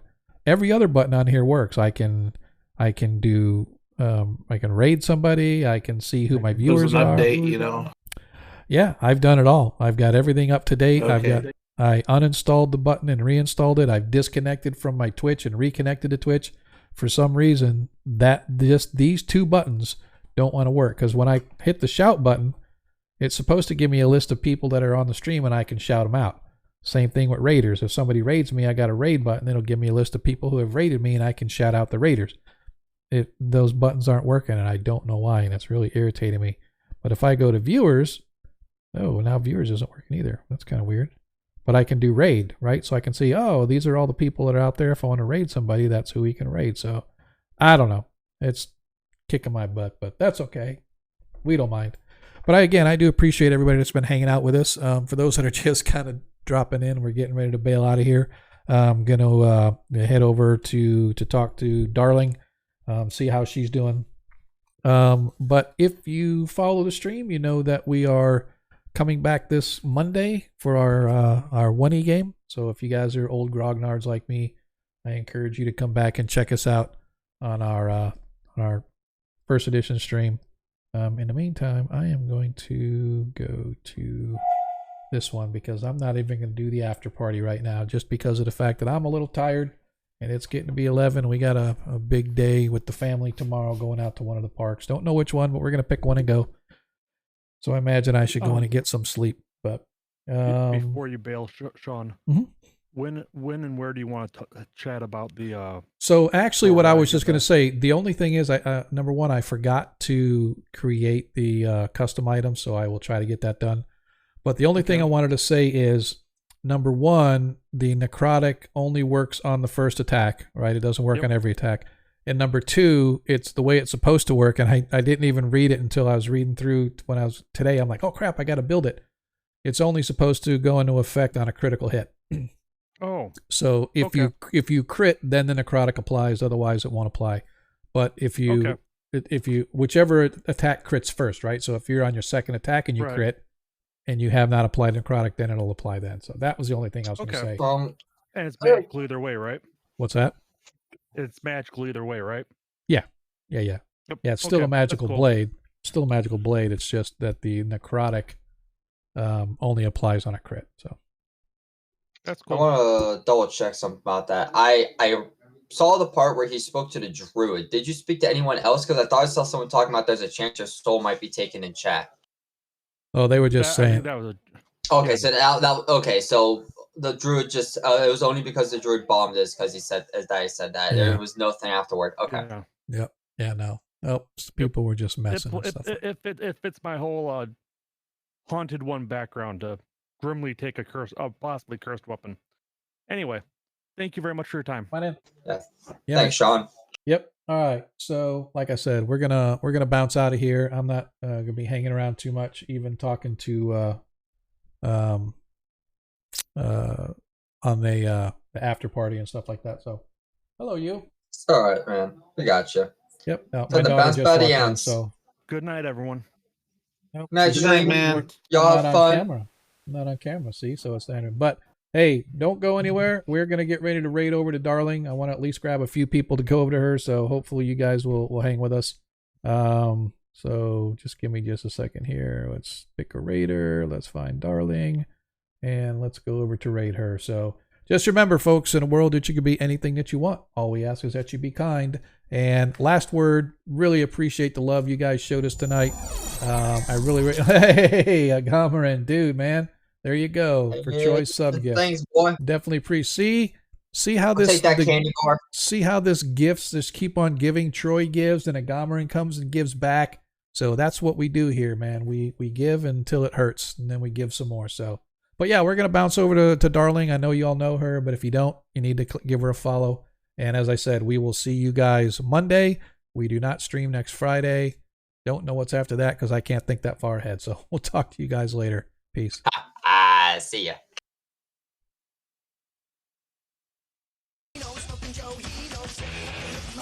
Thanks for running, Sean.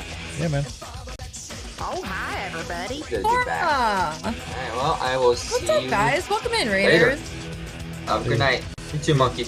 How was stream? All right, have a good night, man. I'm currently having like a mini mental meltdown because my allergies are trying to drive me into the peak of insanity. Super fun.